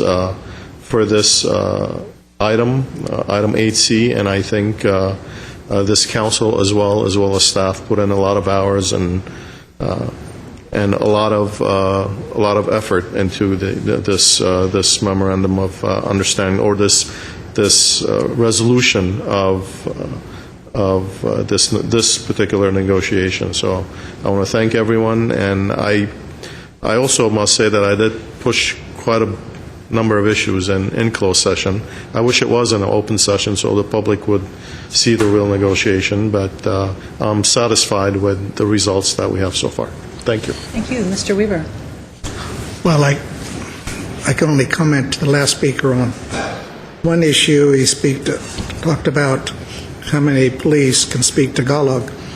My wife's Filipina and speaks fluent Tagalog, and I move around in the Filipino community quite well, and I've yet in 15 years to run into a Filipino that does not understand English. They're schooled in it, even in the Philippines, from grade school to speak English. So you don't need a translator for Filipinos in the police department. I can't speak to the others. But aside from that little tidbit, I am very proud of the police coming forward the way they did this year. Last year was pretty acrimonious. I think the police understood that. They came to the table. I'm sure Larry did not have an easy time selling this contract to the employees. There had been some dissension in the ranks about it. But I think overall most of them realized how important that it was that you do your share these times. Things will be different in years to come, but now we needed it. We have to get our house in order financially into the future. I'm so proud of all the police for what they did. Even those that maybe didn't understand and didn't vote for it, I appreciate what they did. And yes, as Mr. Manoukian said, we went through a lot of study sessions. In closed session, we went through everything, and like I said, I'm very proud of where we ended up. I hope we never have to do it again like that. So thank you, Larry, and to all the police that are here tonight and watching on TV, I'm sure. Thank you. Mr. Najarian? I'd like to join my colleague, Mr. Weaver, and my colleague, Mr. Manoukian, in commending the police department and the GPOA in the manner in which they conducted these negotiations. I'm very glad that we did conduct them in the manner that we did. I think they went, although 4 months is a long time, I think they went much more fluidly and with much greater confidence on both sides by having them as closed-door sessions rather than brought out in front of the public. There was a lot of give and take. on these very critical issues such as PERS contribution, medical increased contributions, salary reductions, and in the end, it worked. I appreciate the second tier which we've instituted, and although it doesn't have an immediate effect on our bottom line, in future years, I think the city will see a savings. Congratulations also to our chief negotiator, Matt Doyle, and his crew, Yasmin Beers and Bob Elliott, who are also sitting down. The system worked as it should have. I think the residents of Glendale got the very best they could hope for in maintaining a top-notch police force ready to help us at any moment. So thank you to everyone. Thank you, Mr. Quintero. I also want to thank the leadership and the members of the force for giving up pay and benefits. Not easy to do in a recession. And I'd like to just say a few words. And, GPOA, that sort of sounds kind of innocuous and sort of maybe a fraternity, or maybe it's the Boy Scouts. You know what? These are the men and women of the police force who ride motorcycles, who are detectives working on cases for days in a row. This is the working class of the Glendale police force, and boy, what a life they live. It's easy on the outside to sort of argue about benefits and about pay, and they're getting paid so much and so forth. I repeat once again, what a life they lead, and so do their spouses. Because when these men and women leave their house in the morning, who knows? They come back, but they may not. We're not in Mayberry. The city of Glendale is not this isolated little community in the middle of nowhere. We're in the middle of one of the largest urban areas in the United States, if not the largest. So they're dealing with criminals from everywhere. And now with the release of all of the parolees, etc., their workload has gone up exponentially. Yet they did agree to pay reduction and benefit reduction. And like I say, I think it's always so easy on the outside to be looking at a group of people and say, they have it made, they have it made. No, these people don't have it made. It's a very tough life, and it's sort of reflected not just in Glendale, but in all of these police services, that they literally, when they retire, they don't live the long lives that other members of the population do. It's always, gee, they're out on disabilities and so forth. Well, guess what? Most of the time those disabilities are more than earned, and sometimes they have disabilities that they don't file on. Just wearing that belt, just wearing that police belt for 25 or 30 years, that's enough to ruin anybody's spine. So anyway, I'm very pleased that they've chosen to do this, and I think all of Glendale owes them a favor. Madam Mayor, could I just add one more thing? Mr. Quintero said, we are aware of you having less officers available and having to do more with less. We are aware of that. And by God, I hope there's a way we can turn that around. Because with you having fewer, you're having to cover more bases. And that's just not fair to you at all. So we hope you hang in there. We'll make it right. Thanks. I agree with everything that all of my colleagues have said. And I actually agree with Mr. Manoukian that in a perfect world, I would love to have had the public see the negotiations, because I'm proud of how this council acted and how the negotiators acted. But as much as I'd love the public to see that, I certainly didn't want the GPOA to see our closed-door discussions. I don't think that would have served us very well. So if I could maybe next year get them to promise not to watch any of those hearings, could show it to the rest of the city. But the concessions that the city got are very real, and they're concessions that mean dollars out of the pockets of our law enforcement officers. Certainly not everything is right in the world of CalPERS and pensions, but I think we've taken, big steps. Let's not forget that now the employees will be paying 12.5% of their paycheck every single month towards their retirement. And there are many cities where they pay nothing, where the employees pay absolutely nothing, which I find unconscionable, but that's the way a lot of cities operate. So I am really happy that we were able to come to an agreement with our police officers. It was really, to me, a show of them caring about this community and seeing the pickle that we're all in and willing to contribute. And I thank them all for it and for all the hard work of the board, who does such a great job. They not only have to negotiate, but they have to go back and then convince their colleagues to vote for the agreement, and that's not always easy. So I'm very happy to see this come forward, and hopefully as we go down the road year after year, we'll continue to come to agreements like this. Okay, and with that, is there a motion? Yes, I'd be happy to move 8C. Second. Okay, can we have a roll call, please? Council members Manukian, Yes. Najarian, Yes. Quintero, Yes. Weaver, Aye. Mayor Friedman. Yes. Next item, please. D is Director of Human Resources regarding classification and compensation for employees of the City of Glendale GPOA. 8D1 is a resolution adopting the classifications and compensation for GPOA.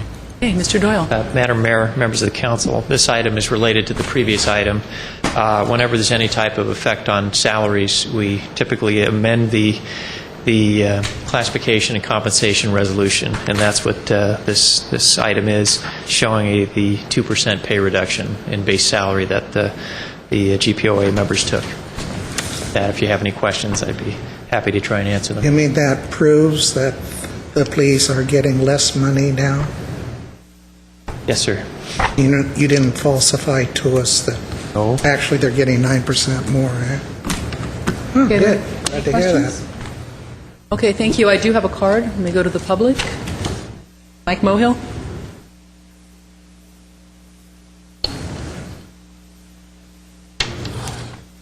Have an easel, Artie?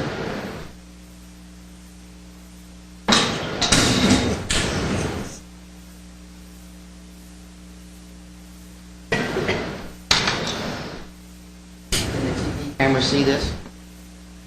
Well, Mike, you have to speak to the microphone, otherwise we can see, we may not be able to hear you. Yeah, they can see it. The TV camera see the... Yes, they can. And if I speak on what's... I would turn it more Okay, that's good. this way. Is that okay? That's fine. Your time is ticking, so. Okay. Name is Mike Mohill, concerned citizen, Glendale. I appreciate the hard work the Glendale Police Officers Association do, but you know what? Let's see, they're going to take 2%. Let's say a police officer makes $100,000 a year. Not uncommon. I'm on Social Security, by the way. That means he's taking home about $2,000 a year, or $166 a month cut in salary. My heart bleeds. Number 2, I guess these documents that I received in my package about the IRS and the other references that I made earlier this evening is erroneous. If this is erroneous, then why do we have it as part of the documentation? Thank you.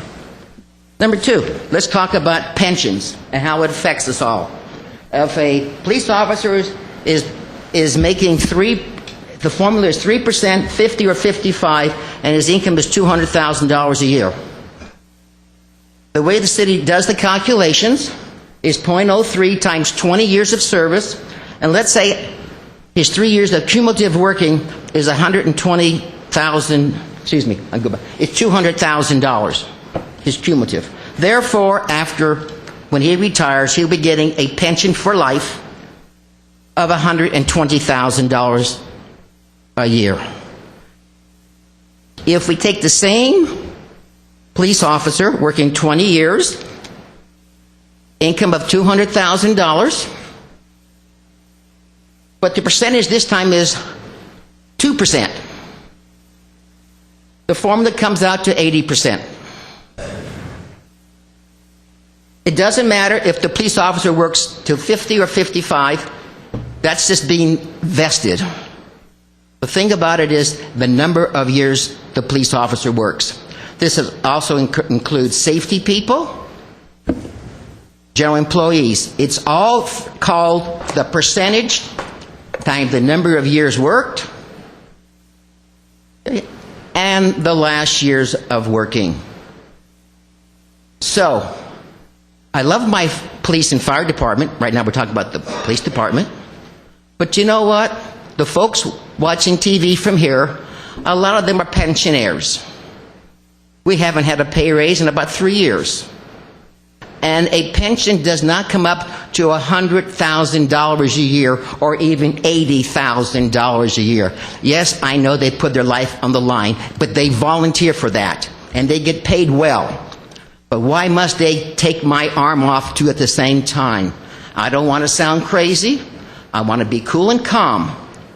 But you're supposed to be working for me and not the union bosses behind me. Okay, thank you. That's my last card. Mayor will move 8D1. Well, let me just ask a quick question. I mean, I find it hard to believe that a motorcycle cop, a detective, the cops on the gang unit, are they making $200,000 a year? Because that was thrown out like, gee, that's the norm. No, I don't think so. I don't think street cops are making anywhere close to that amount of money. Yeah.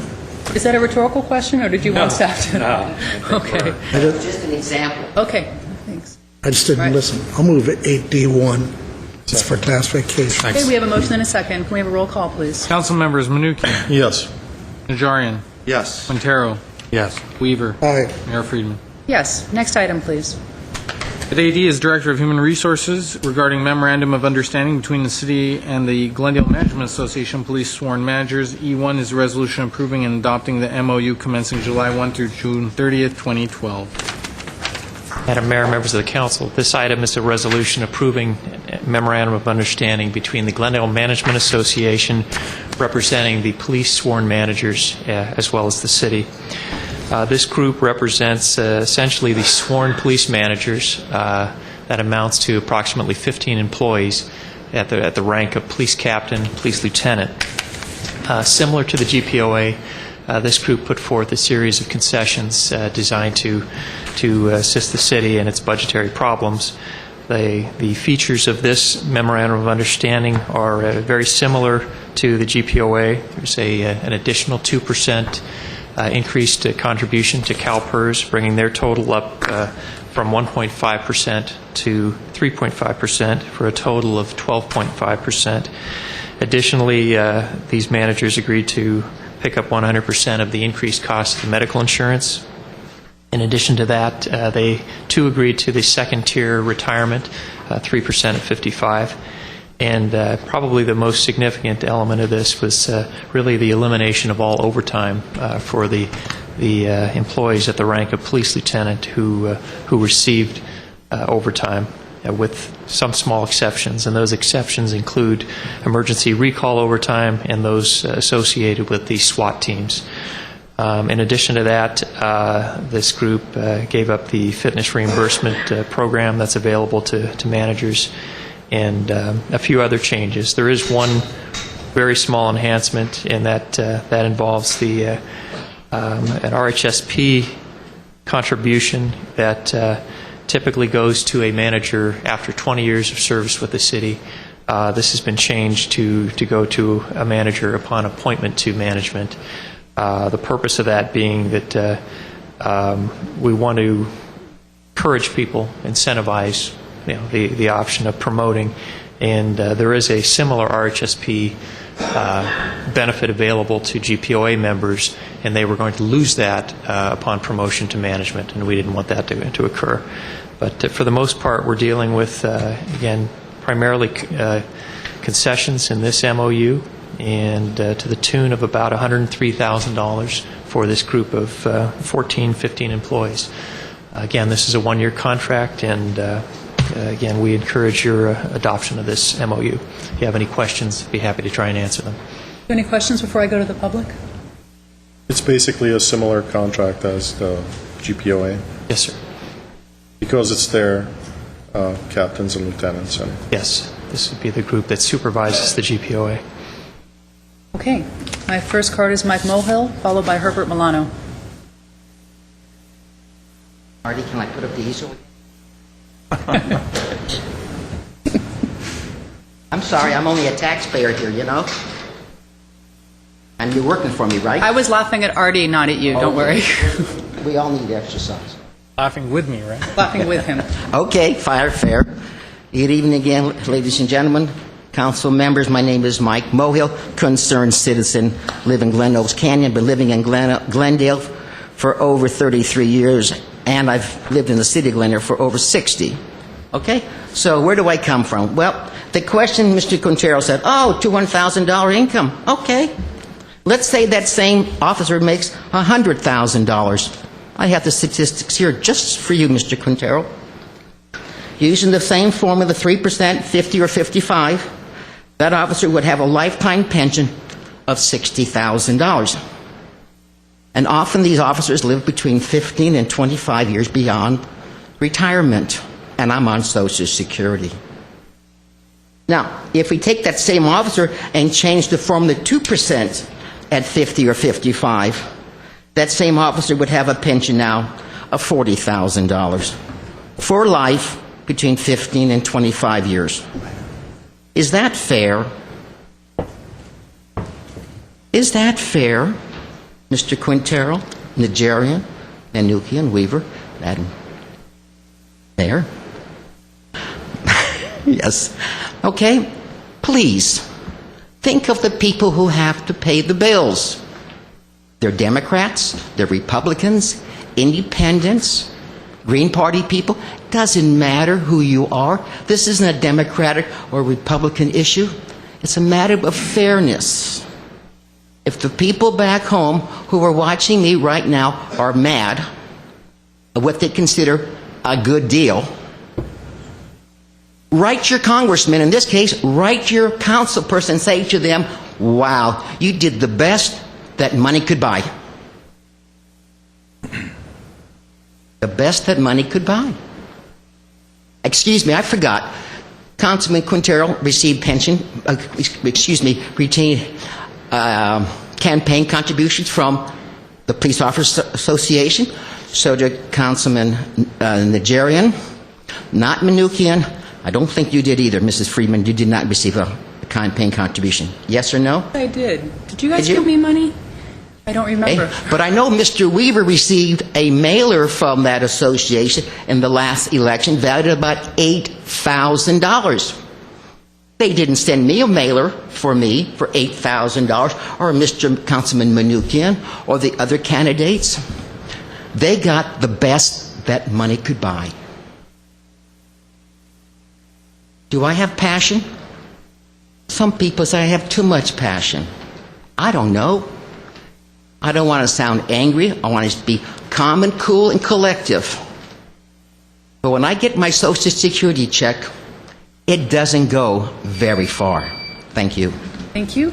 Herbert Milano is my last card.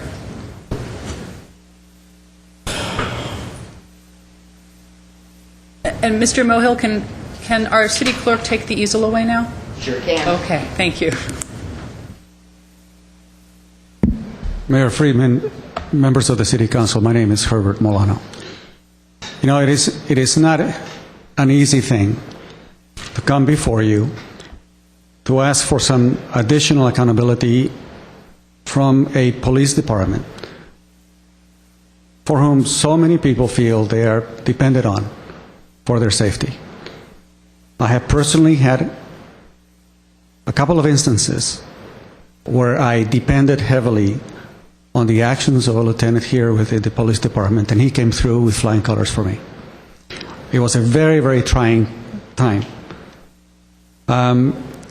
So when we come forward with regard to issues having to do with pay and benefits, it is with having full cognizance of the fact that they are providing some, oftentimes, very trying hours, late evenings, very trying experiences with individuals who are very difficult to deal with. I'm fully cognizant of that.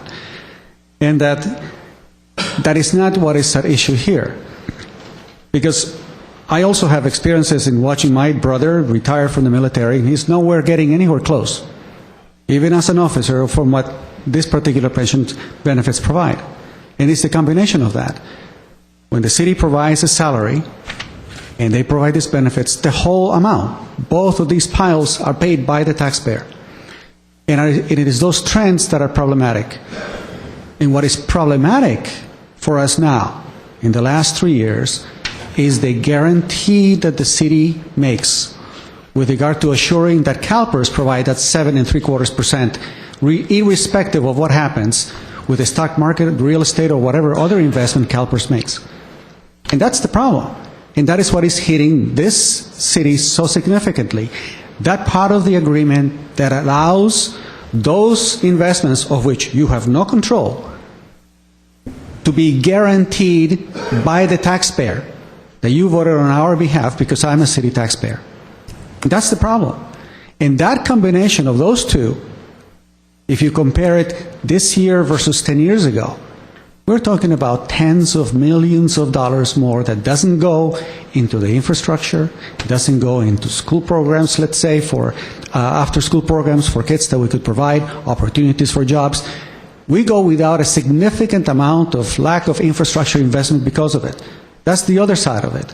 And that's why I think it is important to show what the total combination of salary and benefits combined for this year and compare the trend year to year as it has during this recession and all the way back 10 years. It is my hope that that kind of clarity can be provided. We all appreciate our police officers, and believe me, this is just an issue about clarity and transparency. Thank you very much. Thank you. Mr. Weaver. Well, it's too bad none of the speakers on any of these items have talked about the action item that we're supposed to be considering, other than deviating over to the same things we've heard for years sitting up here. Now, Mr. Mohill, I've been living in Glendale 72 years, in Glen Oaks Canyon 72 years. I retired at 60 after working 37 years, and my retirement is in the $40,000 range. Do I think that's fair? No, I don't. So, keep bringing up your retirement stuff, dude. It has nothing to do with this item at all. Nothing. But you keep throwing it out. Staff is lying. Oh, you've read the MOU and you're an authority. All of you, you're all authorities. Staff is always lying and misleading us. That is the crux of your arguments, week after week, month after month, year after year. And then when we say this back to you, then you go to Barry Allen's little rag and you write all the nasty articles like I'm going to be featured next week. Because Mr. Allen's here and he'll watch the tape and he'll rip me up in his little rag. I don't care. I'm sick and tired of hearing you guys get up here and throw out gobbledygook like you know something. It's too bad you don't. Oh yeah, I see you, Mr. Allen. You're smiling like crazy. You can't wait to write your little rag for the next week. I don't care. I'm going to be here a little more than 3.5 years yet. And I frankly don't care what you do. You've been attacking us and me for 8 to 10 years now. And you haven't given up with the same theme. Wow. You're real. Too bad you don't live in Glendale, Mr. Allen. You've never lived in Glendale. Mr. Milano, you don't live in Glendale. Now, Mr. Mohill does. He's my neighbor. Only one. Amazing. And you're all sitting there smiling. I know. When I started, I knew you would all smile because you just love me saying this. I'm not upset. I'm just sitting here laughing back at you. So I would like to move 8E1 so we can go home tonight. Let me just see if there's any other comments first, yes, but the motion is on the table. I'll second the motion, and I just want to say that I appreciate the input from the public. I think this is the right place to do it. I agree with you sometimes, I disagree with you sometimes, but I do appreciate the input from everyone that comes up and speaks, so that's it. Mr. Najarian. I just want to know we started this meeting so good with the National Night Out, and you're supporting the police department. And I'm thinking you're things have warmed up between you and the police. And something happened in between the agenda item. I recommended a pay raise 2 years ago. Don't you remember? All right, let's stay on track. I don't Okay, make it Mr. a Quintero? practice of jumping into this, but tonight in the spirit of camaraderie. Well, first of all, I want to clear something up. I mean, I believe Mr. Manukian has received funds from GPOA in previous campaigns. In the last one, perhaps he didn't, but certainly in the other campaigns he did. So I think, Mr. Mohill, you need to follow through on on doing some Please, it's not a dialogue. investigative reporting there, Mr. Mohill. But number two, man, it's hard to, you kind of want to frame yourself as a victim, but it's hard to bite that, Mr. Mohill. You know, I mean, you chose whatever life you chose. You were in the military. You came back. You chose to be you kept mentioning fertilizer salesman. I guess that's what you chose to do with your life. But you're constantly attacking. In this case, it's the police department. That's what they chose to do with their life. And like Mr. Milano said, or someone, I think Mr. Milano, they're volunteers. Yeah, they're volunteers, but they chose a very difficult life, in my opinion. I've had part of my family that's been in law enforcement at the federal level and the local level, and it's not an easy life. I mean, there's no 8 to 5. They work weekends on cases. Sometimes they'll work days, weeks, even months in a row. So, I mean, they have a very difficult life, and the idea of giving them a decent wage, and I'm not going to argue with you, it's a decent wage, I think that makes a lot of sense. And so, you know, I'm very comfortable with what we've done tonight, and that's it. That's my 2 cents. Before we take a vote, I'll just say I wanted to thank the sworn police managers, the way I did the GPOA, for their work. They're giving the same concessions that the GPOA is, but they're giving additional concessions as well in terms of a vast reduction in overtime, giving up physical fitness reimbursement, and I think there were a few others. So it's a $100,000 savings. Don't forget, it's only, I think, 14 or 15 people. So that's a lot of money per person that's coming back to the city. So I think it's a very good deal for the city of Glendale, and I hope that the officers think that it's a fair deal, and I want to thank them for negotiating with us in good faith and for doing their part to help us through this economic situation. Madam Mayor, So with that? yeah, I forgot I got off target due to the speakers, but yes, thank you to the management. What you guys did, you really gave a lot to, and you were, gosh, what, the first one or second one? And so we really appreciate it. It's Okay, we have a motion and a second. Can we have a roll call, please? Council members Manukian? Yes. Najarian? Yes. Otero? Yes. Weaver? Aye. Mayor Friedman? Yes. Next item, please.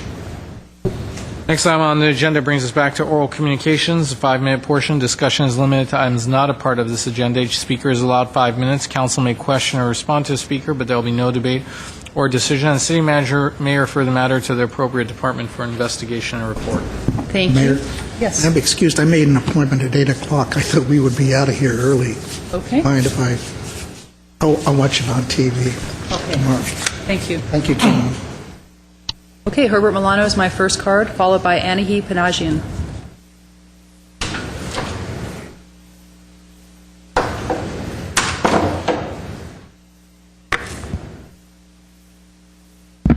Mayor Friedman, members of the City Council and staff, my name is Herbert Milano. I think that for the better part of 8 years or so, I've come before the City Council to bring some ideas concerning the type of reporting and management that I like to see in the City of Glendale. And I bring those up because I have seen the way some cities have led and trailblazed certain concepts about management that they applied, and I want to bring it up as a way of seeding your thoughts with regard to how you would go about selecting and identifying and evaluating a future potential city manager to take over the reins of the city here. I'm making a suggestion that you look for someone who has some experience in any one of these particular areas of management: zero-based budgeting, management by objectives, or the balanced scorecard. I mention these because one of the cities that is considered one of the best managed in large cities in the United States is Charlotte, North Carolina. So there are individuals out there who have been participating and implementing these core concepts that allow for a significant amount of reporting and evaluation of performance of all departments. I believe that a qualified city manager needs to have the experience in dealing with police and fire issues and significant contract negotiations with those entities. because police and fire make up the bulk of the general fund.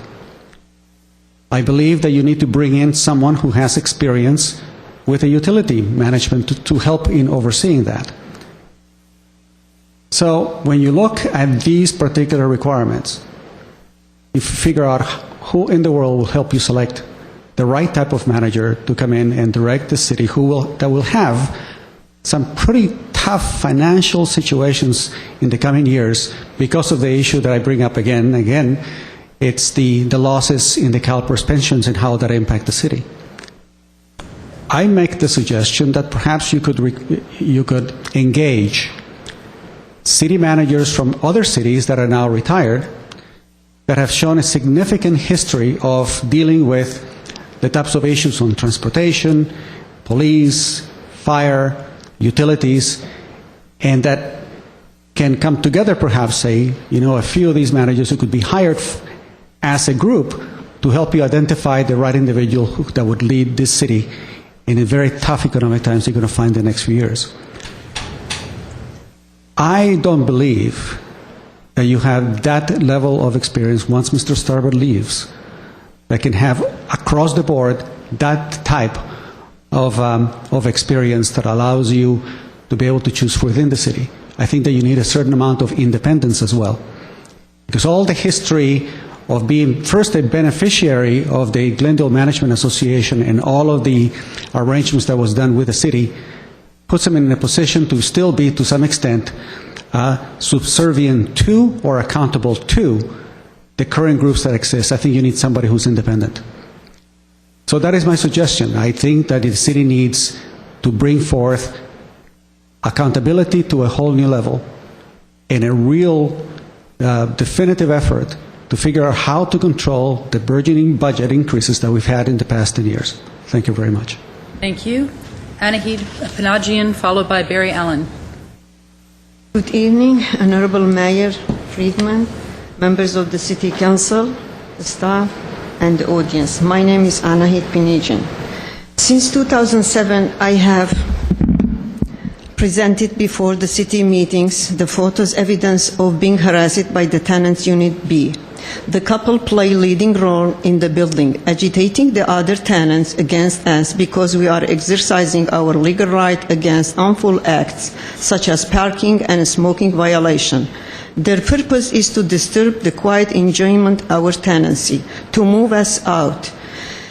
As the wife of Unit B told the landlord that she wants to get us to move out. For that reason, my next door tenant, Unit Number C, during 2 years of his tenancy, on purpose to harass us, he had a very mean attitude toward us. The last summer, I brought up this issue before the city meeting, how he had made big scandal, assault and battery before moving out. The police officer, Sue Shine, gave him a verbal warning and said she will arrest him if any problem occurs. After he moved out, the same unit was rented through his friend. Since last October, the new tenants, husband and wife, moved in, and we respected them as a new neighbor to have a good relation. We invited them for dinner. They came with their relative, Mr. Noring, who is the owner of the coffee shop in the Glendale. But during their tenancy, we had found our car's tire was flat twice. For that reason, sometimes we were looking out from window to see who is coming in the parking and damaging the tire. This couple also were looking up to our window from parking. 2 times, the husband yelled at us, "Why you are looking out to parking?" Similar expression is unreasonable. They tried to keep our eyes away from parking. On April 6, at evening, the husband forcefully hit our door without using doorbell. We were scared and opened the door. He was aggressive, behaving as tough that he was ready to fight, and said, "Where is your brother? Why he is looking out from window to parking?" My brother was in the bathroom shaving himself. "Tell him just to look at the mirror, not out." I said, "Andrew, looking out from window is not illegal. We have the right 24 hours to look out from our unit," as the city attorney explained it to me at the time when the previous tenant made similar allegation and reasonable excuse. He replied, his attorney and made improper expression. Sorry, I will repeat it. I will shade in his mouth. The similar contact is an evidence of his character. They also used 3 months my unit number as their mailing address for Glendale Welfare Department. We handed them their mails. On June 1st, we came home at 10 p.m. and found the water in faucet in our unit had been turned off.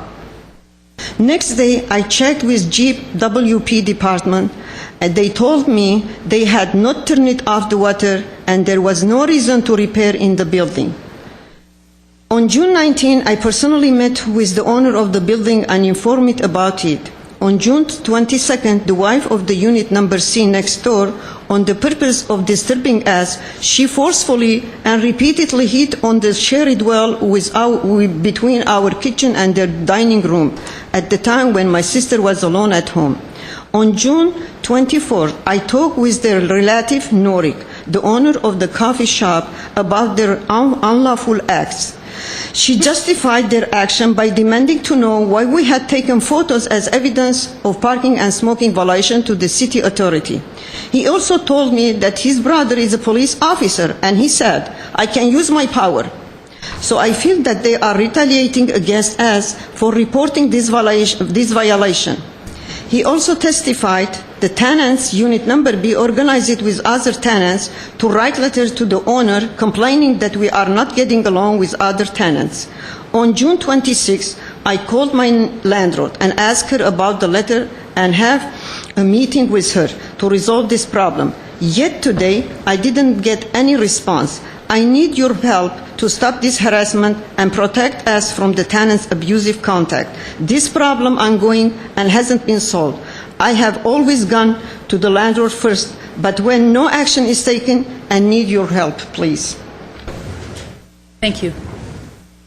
Barry Allen, followed by Mike Mohill.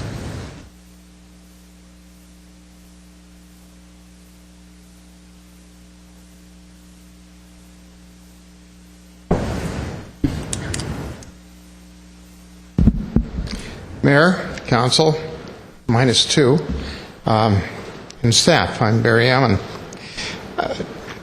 It really doesn't pay to get Vanguard wrapped up early. On Wednesday afternoon, something that we've all been waiting for happened.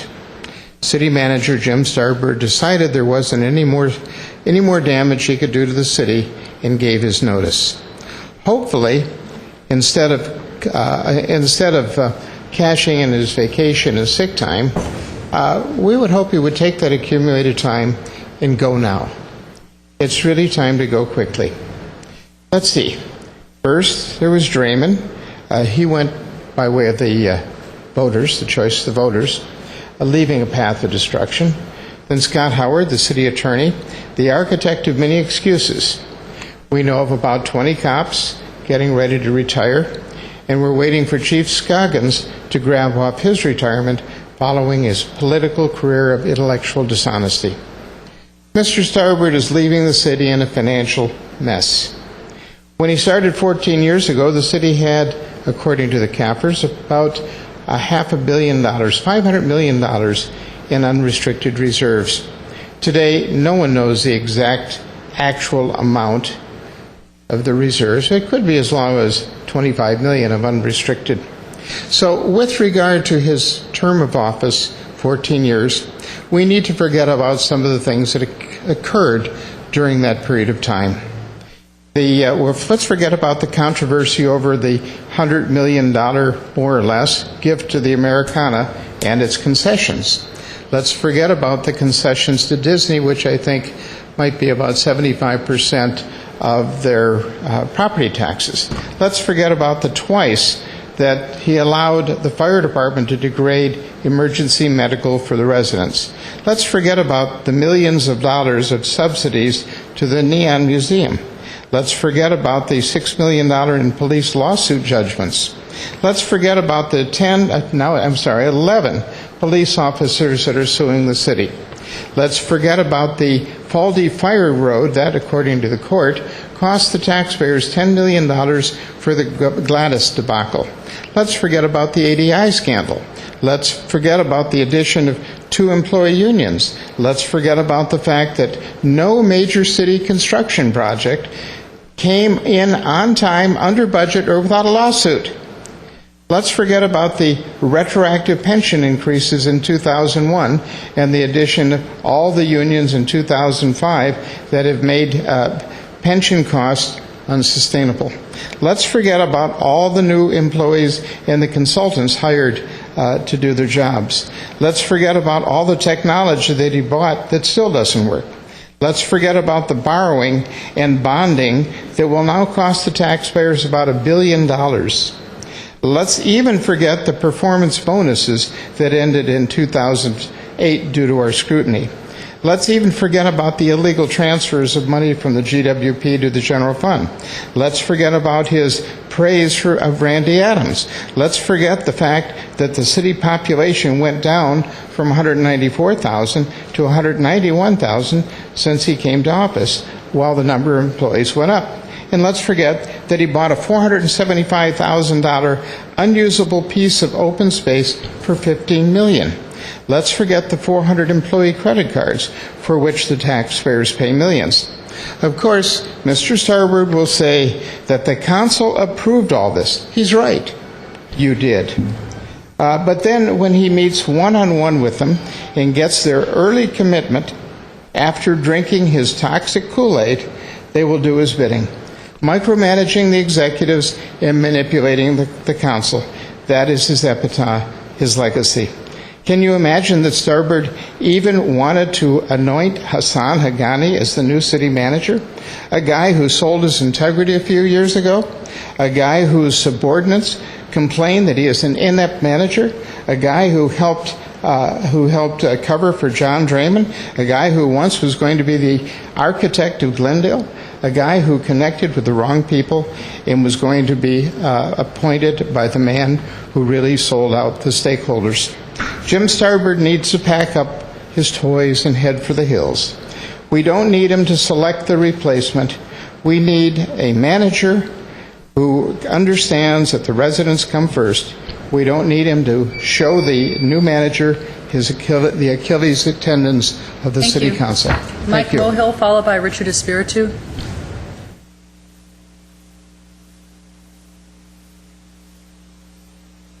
Evening, council members, Madam Chairman, Mayor. Yeah. My name is Mike Mohill, resident of Glendale, 33 years. Thank you. The name of my speech tonight is called If I Was Clairvoyant. Last week, when I addressed the city council and spoke about our city manager, I did not know he was turning in his retirement papers. If I was clairvoyant, I would not be here tonight. I would be like a retired city employee with my $100,000 plus pension, vacationing on the French Riviera. Renters are leaving the city. Social Security recipients are turning off lights, taking fewer showers, and collecting coupons in order to remain in their homes, or watching their savings accounts dwindle, or facing foreclosures, mind you, on bankruptcy. The Glendale Management Association, or Glendale Manager, GMA, was created during Mr. Starbird's tenure as the city manager. Created not for the benefit of the city stakeholders, but for the benefit of the city managers. Now, the new city manager would have to deal with 5 unions in the future. Mr. Starbird, please take these unions with you while you're packing up your bags. Let us be thankful for the city activists who put pressure to stop the bonus payout to city workers authorized by the city manager. Were city workers not making enough money and not retiring with golden pensions? Mr. Starbird and Mr. Steiger from the GWP, the people of Glendale would like to thank you for those smart meters few wanted, except for the GWP. First, Mr. Steiger went before the city council and said, just $28 million for the meters. I remember, I was in the room. Serendipity. $20 million was awarded to Glendale by the Department of Energy shortly after President Obama became president. An approved $50 million bond for water utility and another $60 million for electricity were later transferred by the GWP for the smart meters. Thus, as reported in the GNP, another $50 million to be paid by the stakeholders. Even during the private industry recession, no recession fell upon the GWP employees. As Gary Huerta from his article in the GNP today stated, quote, "When will Glendale Water and Power begin to turn a profit on its $70 million investment? I wonder if my smart meter knows the answer to this."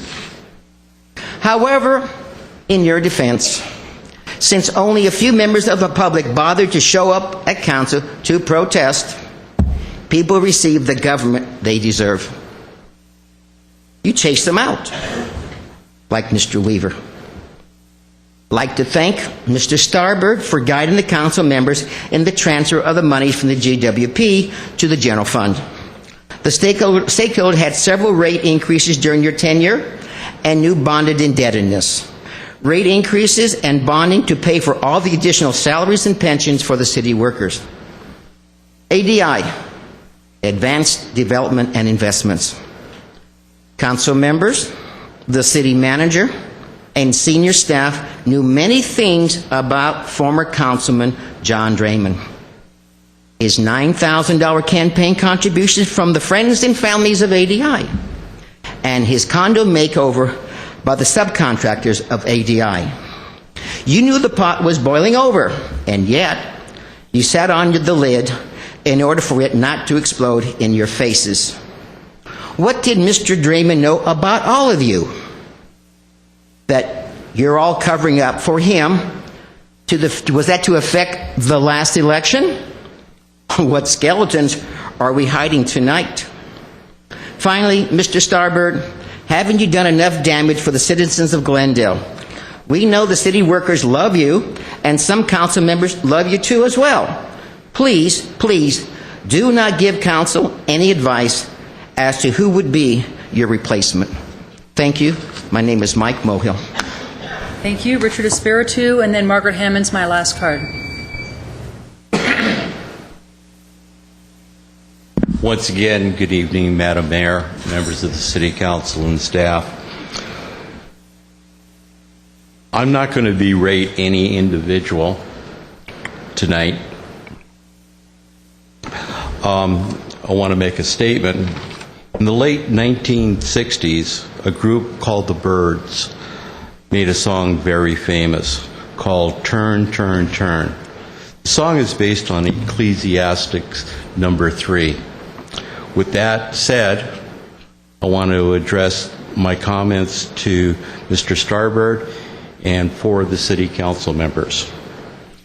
There's a time for all things. There's a season for every activity under the sun. A time to plant and a time to uproot. There's a time to scatter stones and a time to gather them. There's a time to search and there's a time to give up. God will bring the judgment both to the righteous and the wicked. For those will be a time for every activity and time for every deed. With that, I'd like to thank you very much for listening to me, and I hope everybody takes these comments to heart because they are from the Bible, and if anybody wishes to comment, I'd be more than happy to listen to the comments that you have regarding the Holy Scriptures. Thank you. Margaret Hammond's my last card.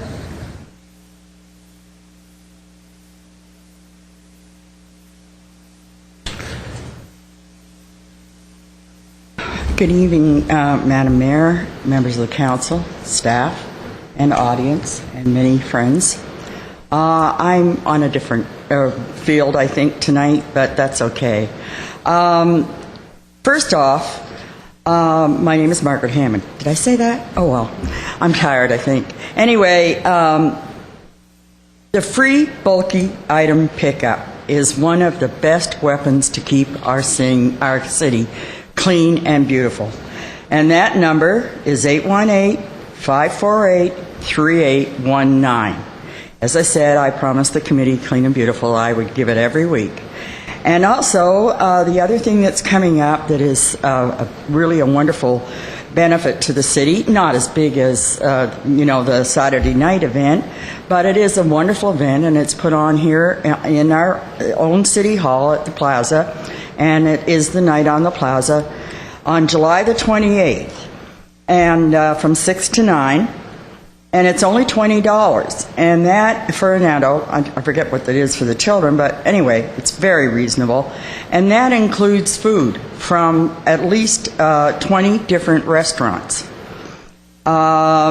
and live entertainment. A salsa band will be here, and we're going to have a silent auction with lots of great bargains, including the chance to bid on 2 tickets from Southwest with an $800 value.